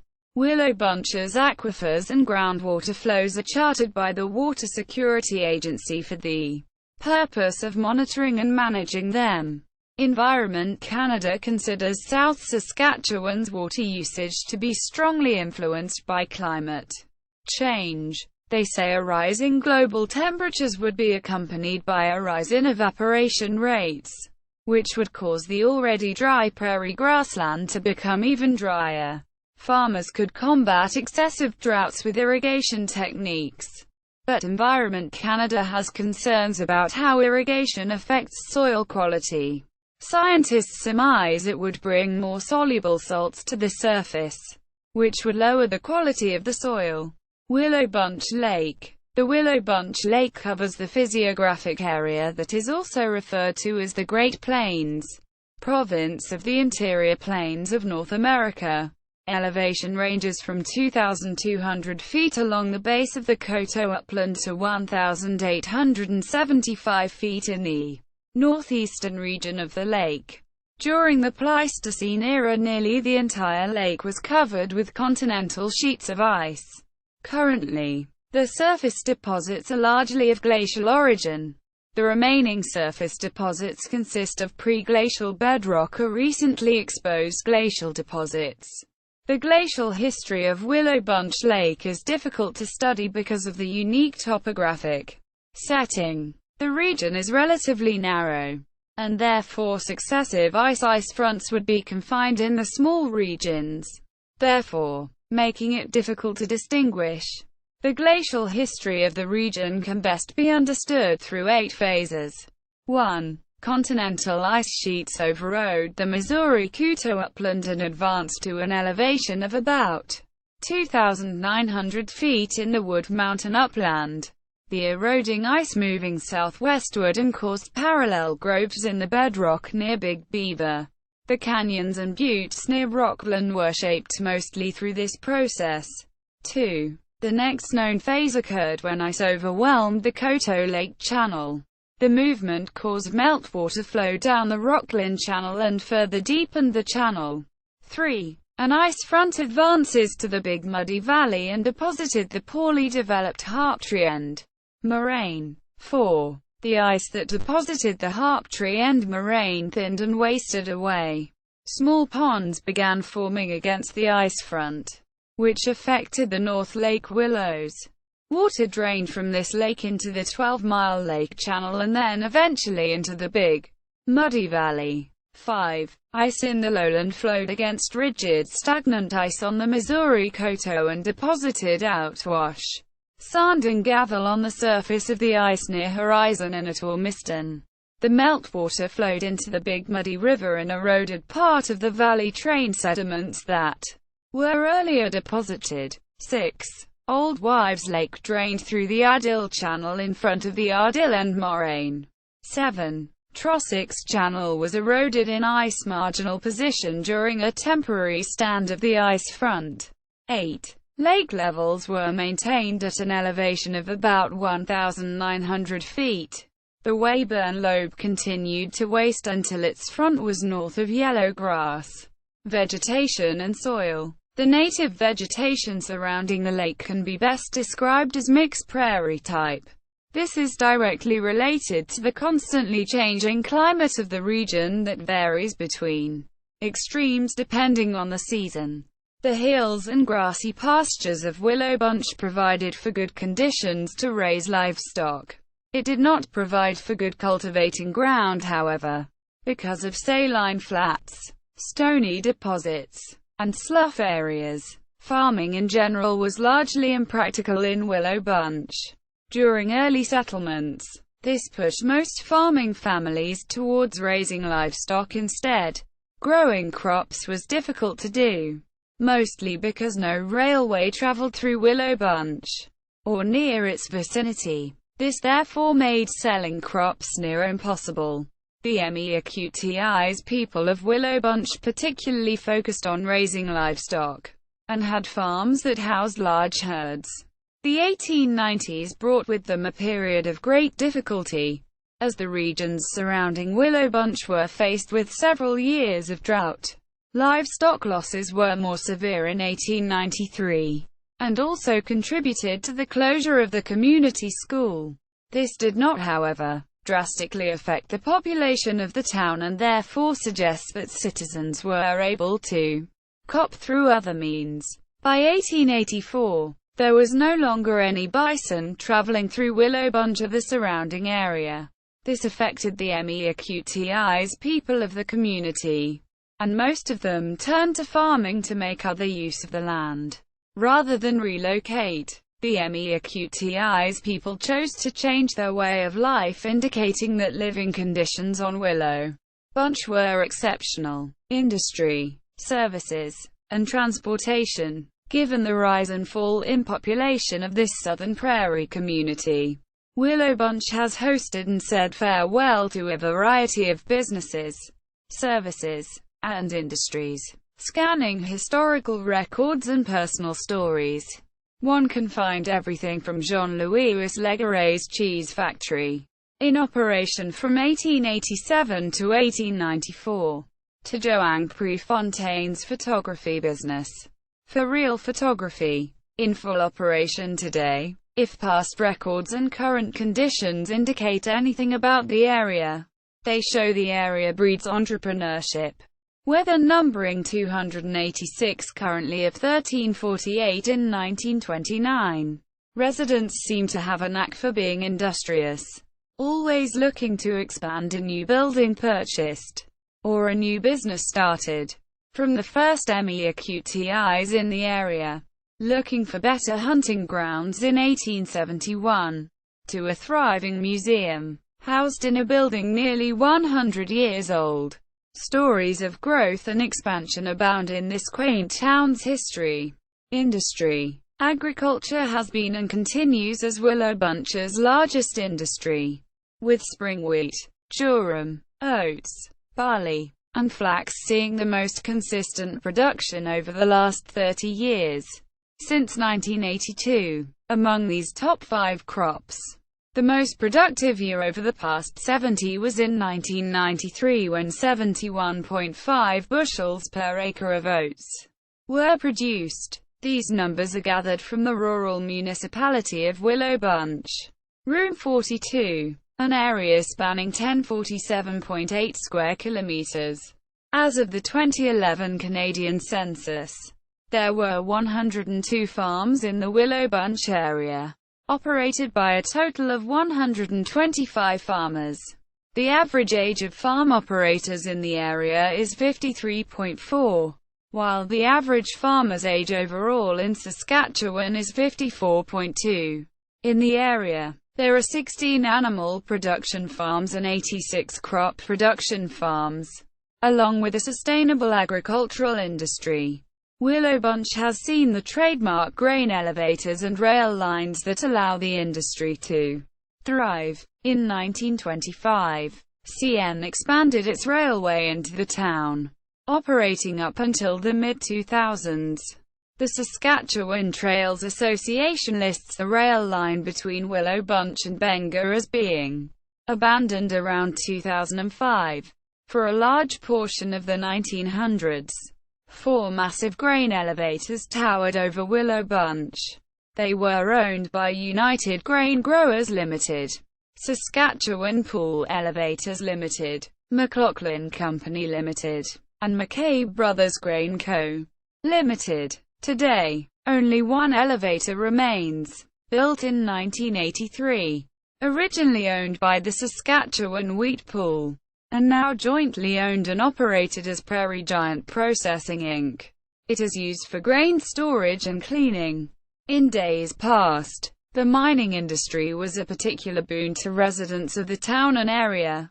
Immigrants who had experience with coal mining in Europe located lignite coal in the area and developed coal mines, including open pit, shaft, and straight cut. 23 different mines were in operation during the early to mid-1900s, all with different owners. Frédéric Desjardins' mine stands out as the longest operating, continuing until the late 1950s. Currently, the nearest coal mine is in Coronac. The popular river mine employs 800 people. Services. Despite its declining numbers in population, Willow Bunch still offers a variety of services to its residents and others in the surrounding area. Most notable is the town's thrift shop. It is owned by the town, but managed and operated by Valérie Bellefleur and her husband, Gerald, who is also a town councillor. The building itself was built in 1909, first used by the Canadian Bank of Commerce until 1911. It has seen use as a café, a butcher's shop, and restaurant, while the upper floor usually served as a residence. Other services include a volunteer fire department, an auctioneering service, the Jolly Giant pub, the Stagecoach Motel, Route 36 sales and service, a convenience store and gas bar, a Connexus credit union, a community rink, library, and swimming pool, the Hills of Home Senior Center Club, a variety store, the room office for the region, and several other services and businesses. In the vicinity of the town, one can find the scenic Willow Bunch Golf Club, nestled in Jean-Louis Légaré Regional Park. Transportation. There are two highways servicing Willow Bunch. Highway 36 runs on a north-south axis, eventually reaching the United States border at the Coronac border station, and extending north to Highway 13. Highway 705 intersects Willow Bunch on an east-west axis, spanning 63 kilometers west to Wood Mountain, and extending more than 230 kilometers east, stopping at Provincial Highway 47. Culture. Farmfest. Farmfest, a terra firma, celebrates Willow Bunch's rich history on the Campaign family's reconstructed farm 15 kilometers from town. The festival is a place for farmers, cowboys, artists and families to mingle and bridge both culture and language. The two-day is held at the end of July, or at the beginning of August, and features wagon rides, performances, and a pancake breakfast. Of the 6 Campaign siblings, Paul, Annette, Michelle and Suzanne reformed as their old-time band, Hart-Rouge. The band performs its 80s hits and foot-stomping folk harmonies. The other 2 family members, Solange and Carmen, join the other 4 to perform as their previous band, Folle of One. The family band sings in French, English, Spanish, and MIKMAQ. The festival's 5th anniversary in 2013 also welcomed Connie Caldor, Heather Bishop, J. Voss, Michelle Lalonde, and Anique Granger. Most artists are francophone or Fransaskois, and their CDs are sold at the event. The town's population decreased by 3.7% from 2006 to 2011. Therefore, Farmfest is a way for the Campaigns to give back to a town that gave them so much. MEAQTIs. A region known as the Hamlet used to divide the town's MEAQTIs and settlers. The majority of MEAQTIs lived in squalid shacks while others lived in miserable hovels that were scattered across the barren land. The old, abandoned homes can be seen outlining a coulee that's south of town. MEAQTIs art equals. MEAQTIs art blends both European and First Nations tradition. The materials used are quills, beads, ribbons, and silk embroidery threads.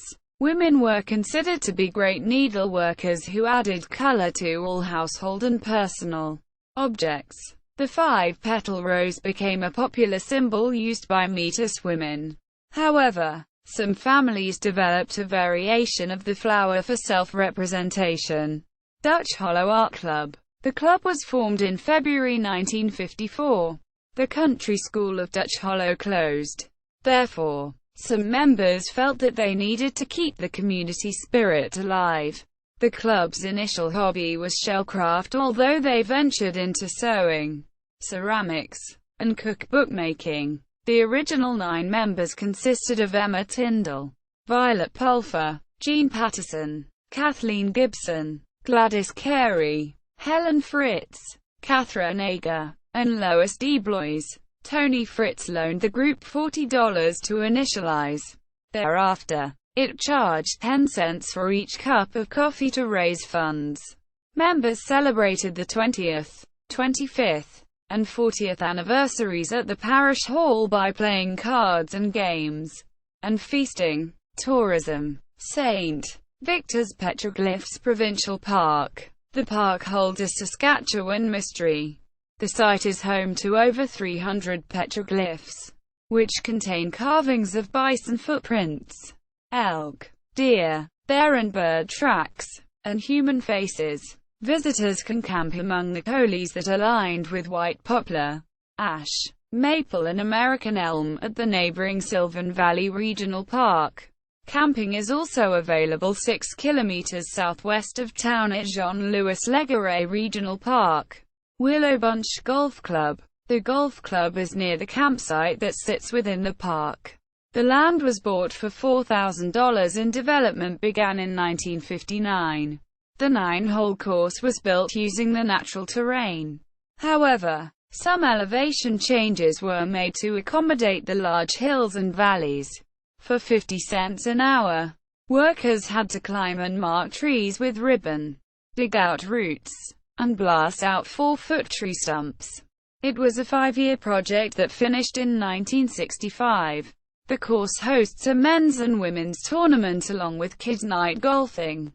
After a game, Willow Bunch's Jolly Giant pub offers drink and food specials for golfers. A contest was held to win a trip to Las Vegas in 2013. Willow Bunch Museum. The museum supplies the history of its town and surrounding area in a former convent of the Sisters of the Cross. The museum was established in 1972 by a group of local students through a government summer employment program. It has 2 full floors of 8 exhibits, which are individually dedicated to Edouard Beaupré. Pioneers. The Chapel. Town Archives. Homemakers. MEAQTIs. Northwest Mounted Police. Tools and Technology. And the hospital. Local and former residents donated the artifacts. However, many of them are packed in boxes that are still waiting to be displayed. Agriculture. The Willow Bunch area relies primarily on agriculture for its income. Primary exports from the area are various wheat types and oats. There are currently 102 active farms in the area. Crops. Willow Bunch's agricultural scene is characterized by the growth of common grains. Spring oats, winter oats, lentils and barley are the most popular grains for farming. Nut and berry trees are cultivated in Willow Bunch, but grain crops see the most production. Early farming in Willow Bunch's district saw high activity in grain production. In the early 1900s, oats were the most commonly grown, average of 21 yields, and wheat followed, 8 yields. Wheat and oats remained popular during the 1920s. And barley emerged as another highly popular grain, producing more bushels than wheat during this period. The popularity and profitability of wheat fluctuated during the economic hardships of the 1930s, and began to stabilize during the 1940s.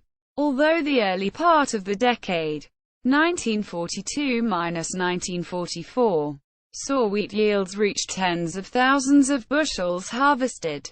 The rate dropped by 12% in 1945 before marginally improving in 1946. Bushel yields increased and decreased throughout the 1940s before settling at 21,780 bushels, a 10-year high. In 1950, this decade marked a healthier growing period which, barring occasional bad years, produced 2,000 bushels every year. Towards the end of the 20th century, new grain types entered the market. Durum and canola entered the market in the 1970s, while the 1980s saw the introduction of tame hay and a temporary disappearance of canola.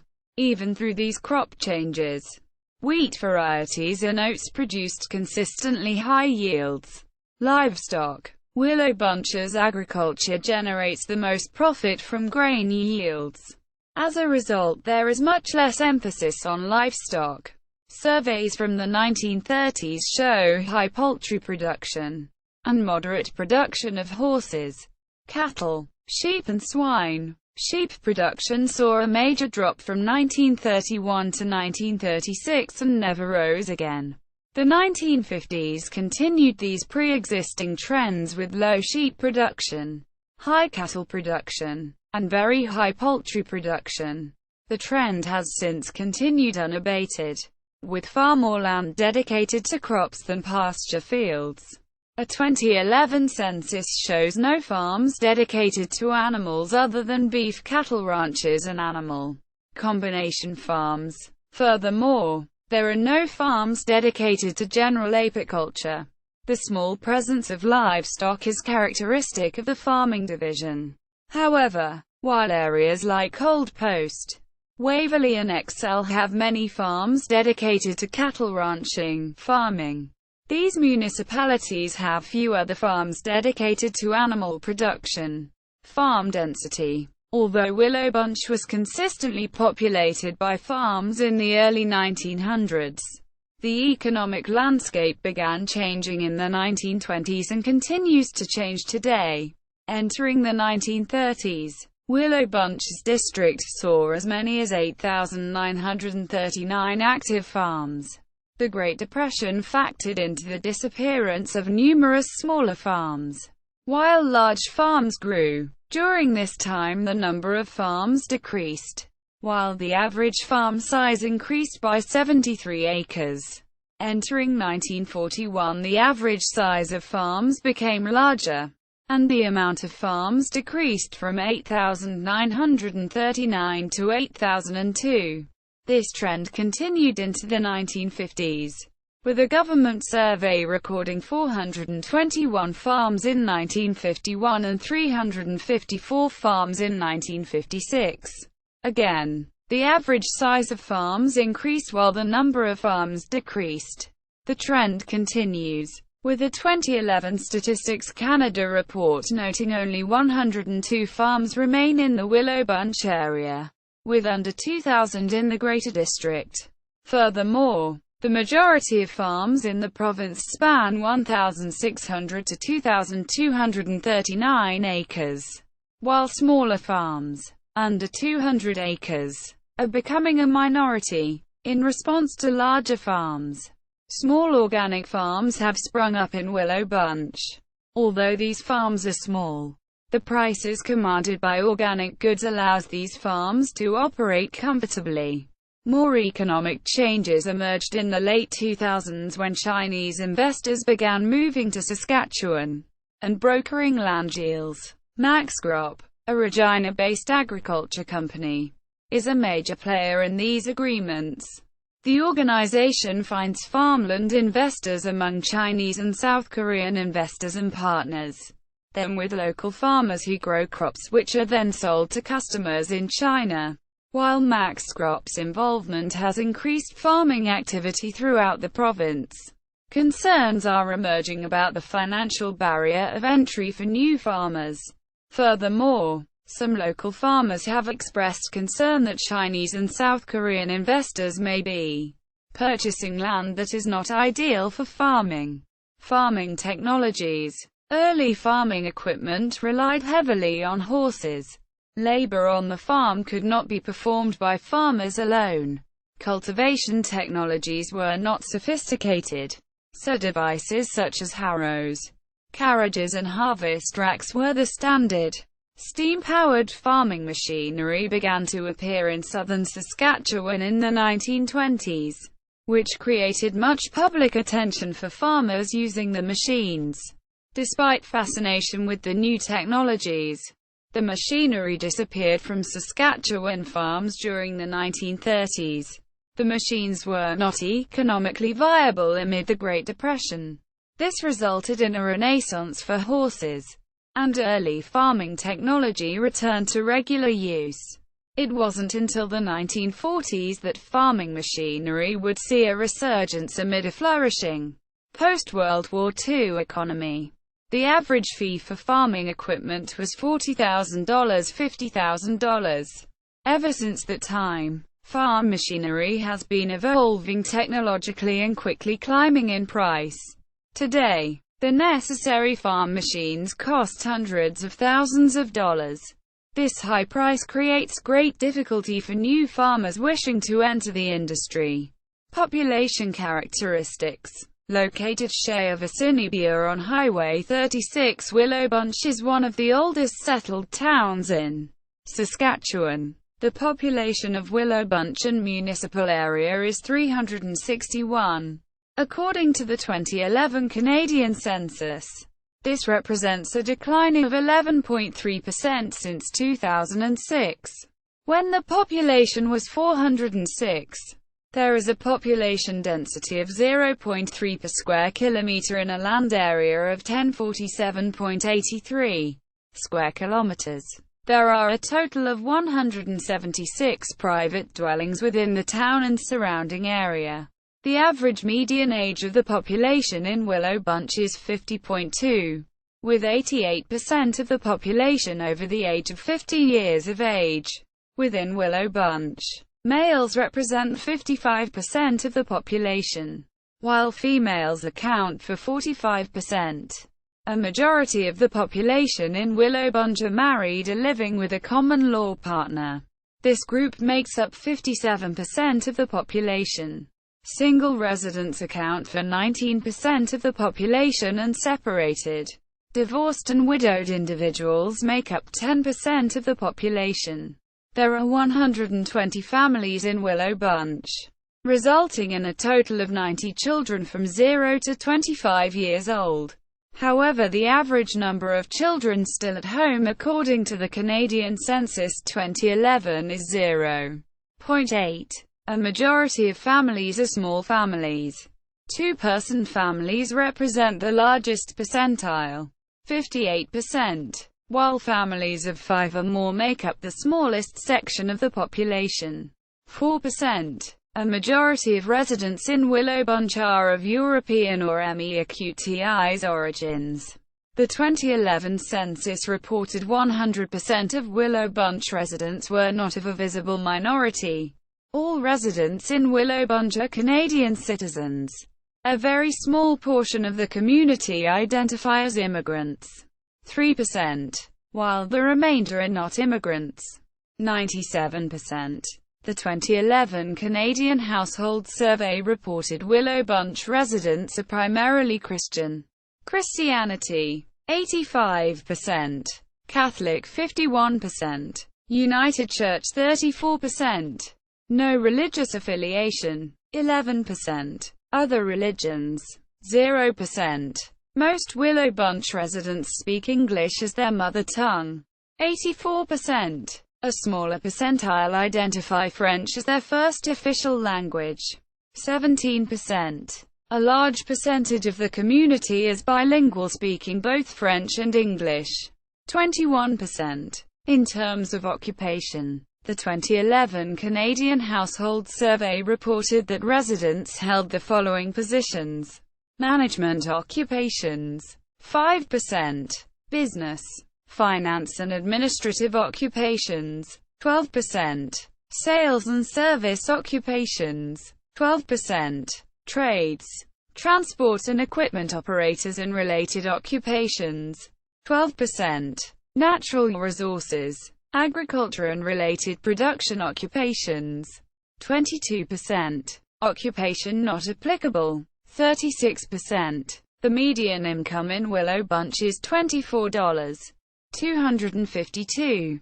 Men $59,661. Women $19,084. Education. French education, struggle. The French language is a symbol of Willow Bunch, Saskatchewan. It remains a spoken language of the Métis, Francophones and various other peoples who live there today. However, French was not always a priority in the town's schools. Before Willow Bunch became situated in its current location in the early 20th century, it was known as Bonneauville. Bonneauville was the location of the town's first school, which opened in 1886 and had no formal name. It was, however, known as a Free Catholic school. Quote, at the time, Bonneauville was governed by the Northwest Territories, as the province of Saskatchewan had yet to be created. There was no legislative act regulating education in the area. Consequently, the school was dependent on ratepayers for funding. Having this burden enabled the residents of Bonneauville, under the Northwest Territories Act of 1875, to choose which language the school would teach their children in. Because records were vague during the school's first 2 years of operation, it is difficult to ascertain which language they learned in. However, it is likely that they learned in French because the majority of residents were Francophones in 1888. On November 28, 1888, the school was formally established as Cycler Roman Catholic Public, R.C.P. Number 23 by proclamation of Lieutenant Governor Joseph Royal, Jean-Louis Legaret, Prudent Lapointe, Narcisse Lacerté and Isidore Willette were trustees for Cycler R.C.P. Lapointe's brother, Joseph Lapointe, was the school's only teacher until Antonia Granger was hired in 1889. 26 students from 20 families attended the school in its first term, which ended on March 31, 1889. They were taught reading, dictation, writing, arithmetic, drill, grammar, and geography, all in French. They also learned English as a second language. In 1907, Cycler R.C.P. relocated to what would be known as Willow Bunch.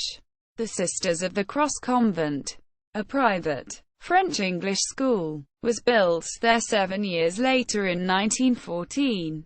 Since Saskatchewan had been formed in 1905, both schools fell under the province's jurisdiction. In turn, they had to abide by the Saskatchewan Act. Under the Act, the right to French education was protected. Just over 25 years later, this right no longer existed. In 1931, the School Act prohibited French as the sole language of instruction in schools. However, it allowed students to be taught solely in French from kindergarten to grade 1. Students in higher grades were able to learn in French for 1 hour each day. 6 years later, in 1937, Cycler R.C.P. joined the public school system. Increasing enrollment rates led the convent to follow suit. But 12 years later in 1949, the Willow Bunch School was built that same year. With 3 schools in the town, minimal French education remained a part of the curriculum. Despite this, students were able to sing French songs in celebration of Saskatchewan's Diamond Jubilee in 1965. They also sang Polish, Irish, Czech, English and Aboriginal songs. Nonetheless, their Francophone parents were not content with the curriculum being taught. In May 1969, a Willow Bunch advisory board responded to the parents' concern and began campaigning for equal instruction in French at the Willow Bunch School. The Department of Education supported their inquiry and proposed it to the Borderland School Unit No. 4, which administered the school at the time. However, The unit rejected their proposal for several months. After meetings October through November, the unit's position changed. On November 21, the Willow Bunch School officially became bilingual, making it the fifth school in the province to acquire that status. Grade 1 students received equal instruction in French or English. For higher grades, time allotments for French instruction were implemented 1 year at a time, over 6 years, until bilingual instruction was offered in all grades. Reading, writing, and mathematics were taught in English, while language instruction, social studies, health education and religious education were offered in both languages. Parents had the option of enrolling their children in the English or French program. French-instructed classes, like social studies, provided students with a holistic understanding of the history of other peoples in the area. Students learned about the clothing, spiritual beliefs, dwellings, nutrition, languages and recreational activities of First Nations peoples. The MEAQTIs were also included in these teachings, but only regarding their participation in the 1885 Northwest Rebellion. The provincial government promised to help with the school's increased costs attributed to it being bilingual. However, in 1977, the French program only had 4 full-time teachers. The English program had 30. By then, French had already become less spoken in people's homes. In 1961, 477 people most often spoke it at home. By 1976, there were only 235. Since the Willow Bunch School closed in 2007, this number has dropped to 15. The Willow Bunch School was closed in 2007. Students are now bused to the nearby communities of Assiniboia, Benga, and Coronach. Architecture and built environment. According to the Census of Canada, the town has 160 private dwellings, with the latest of them being built in 1990. Willow Bunch has a number of public buildings and locations including Co-op Supermarket, Fire Hall, Greenhouse, Hills of Home Senior Center, Jolly Giant Pub, Outdoor Swimming Pool, Palliser Regional Library, Route 36 Sales and Service Gas Station, St. Ignace Catholic Church, Stagecoach Motel and Restaurant, Willow Bunch Catholic Cemetery. Notable buildings and locations. Community skating rink. The town of Willow Bunch has had 2 other skating rinks before the current one. The current community skating rink was built in late 1957 on the east side of town. The arch rafters that were used to build the rink were scavenged from another skating rink in the nearby town of Assiniboia after a severe windstorm had blown it down. The dimensions of the rink are as follows: 1,043 feet wide by 180 feet long by 40 feet high. In 1959, a lobby was built onto the south end of the rink. Willow Bunch Museum. Originally built as a convent in 1914 by the Sisters of the Cross, this 3-story mansard roof edifice is now the Museum of Willow Bunch. The dimensions are 83 feet long and 44 feet wide. Planning and construction of the convent began in April 1914. The parish provided a $3,000 grant as well as 20 acres of church land to build the convent on. All stones, sands and building materials were reportedly hauled for free by parishioners. During the First World War, construction was momentarily suspended as many of the workers who were originally from France left the town to fight in the war. Because of this, the interior of the top floor was never finished. The building also has served as a private and public school during its existence. Because of declining members of the convent and the school division no longer renting classroom space, the building went up for sale in 1983. It was to be bought by the town on March 27, 1985 to be the Museum of Willow Bunch. The Telegraph Office. The Telegraph Office is presumably one of the oldest and famous buildings still standing in Willow Bunch. Built in the early 1900s by Jean-Louis Legueret. This building served as the telegraph office from 1904 to 1931. The building has acted as a private dwelling and as a SGI office since then. As of October 10, 2007, it has been under a restoration process by Alain Mondor. The Jean-Louis Legueret Regional Park. The Jean-Louis Legueret Regional Park is located 2 km southwest of the town. It was established in 1961. The park has camping sites with access to electrical outlets, picnic areas, showers, washrooms, nature trails and a playground. The most notable aspect of the park is the Willow Bunch golf course, established in 1963, which is located within the park itself. Bibliography. Willow Bunch website.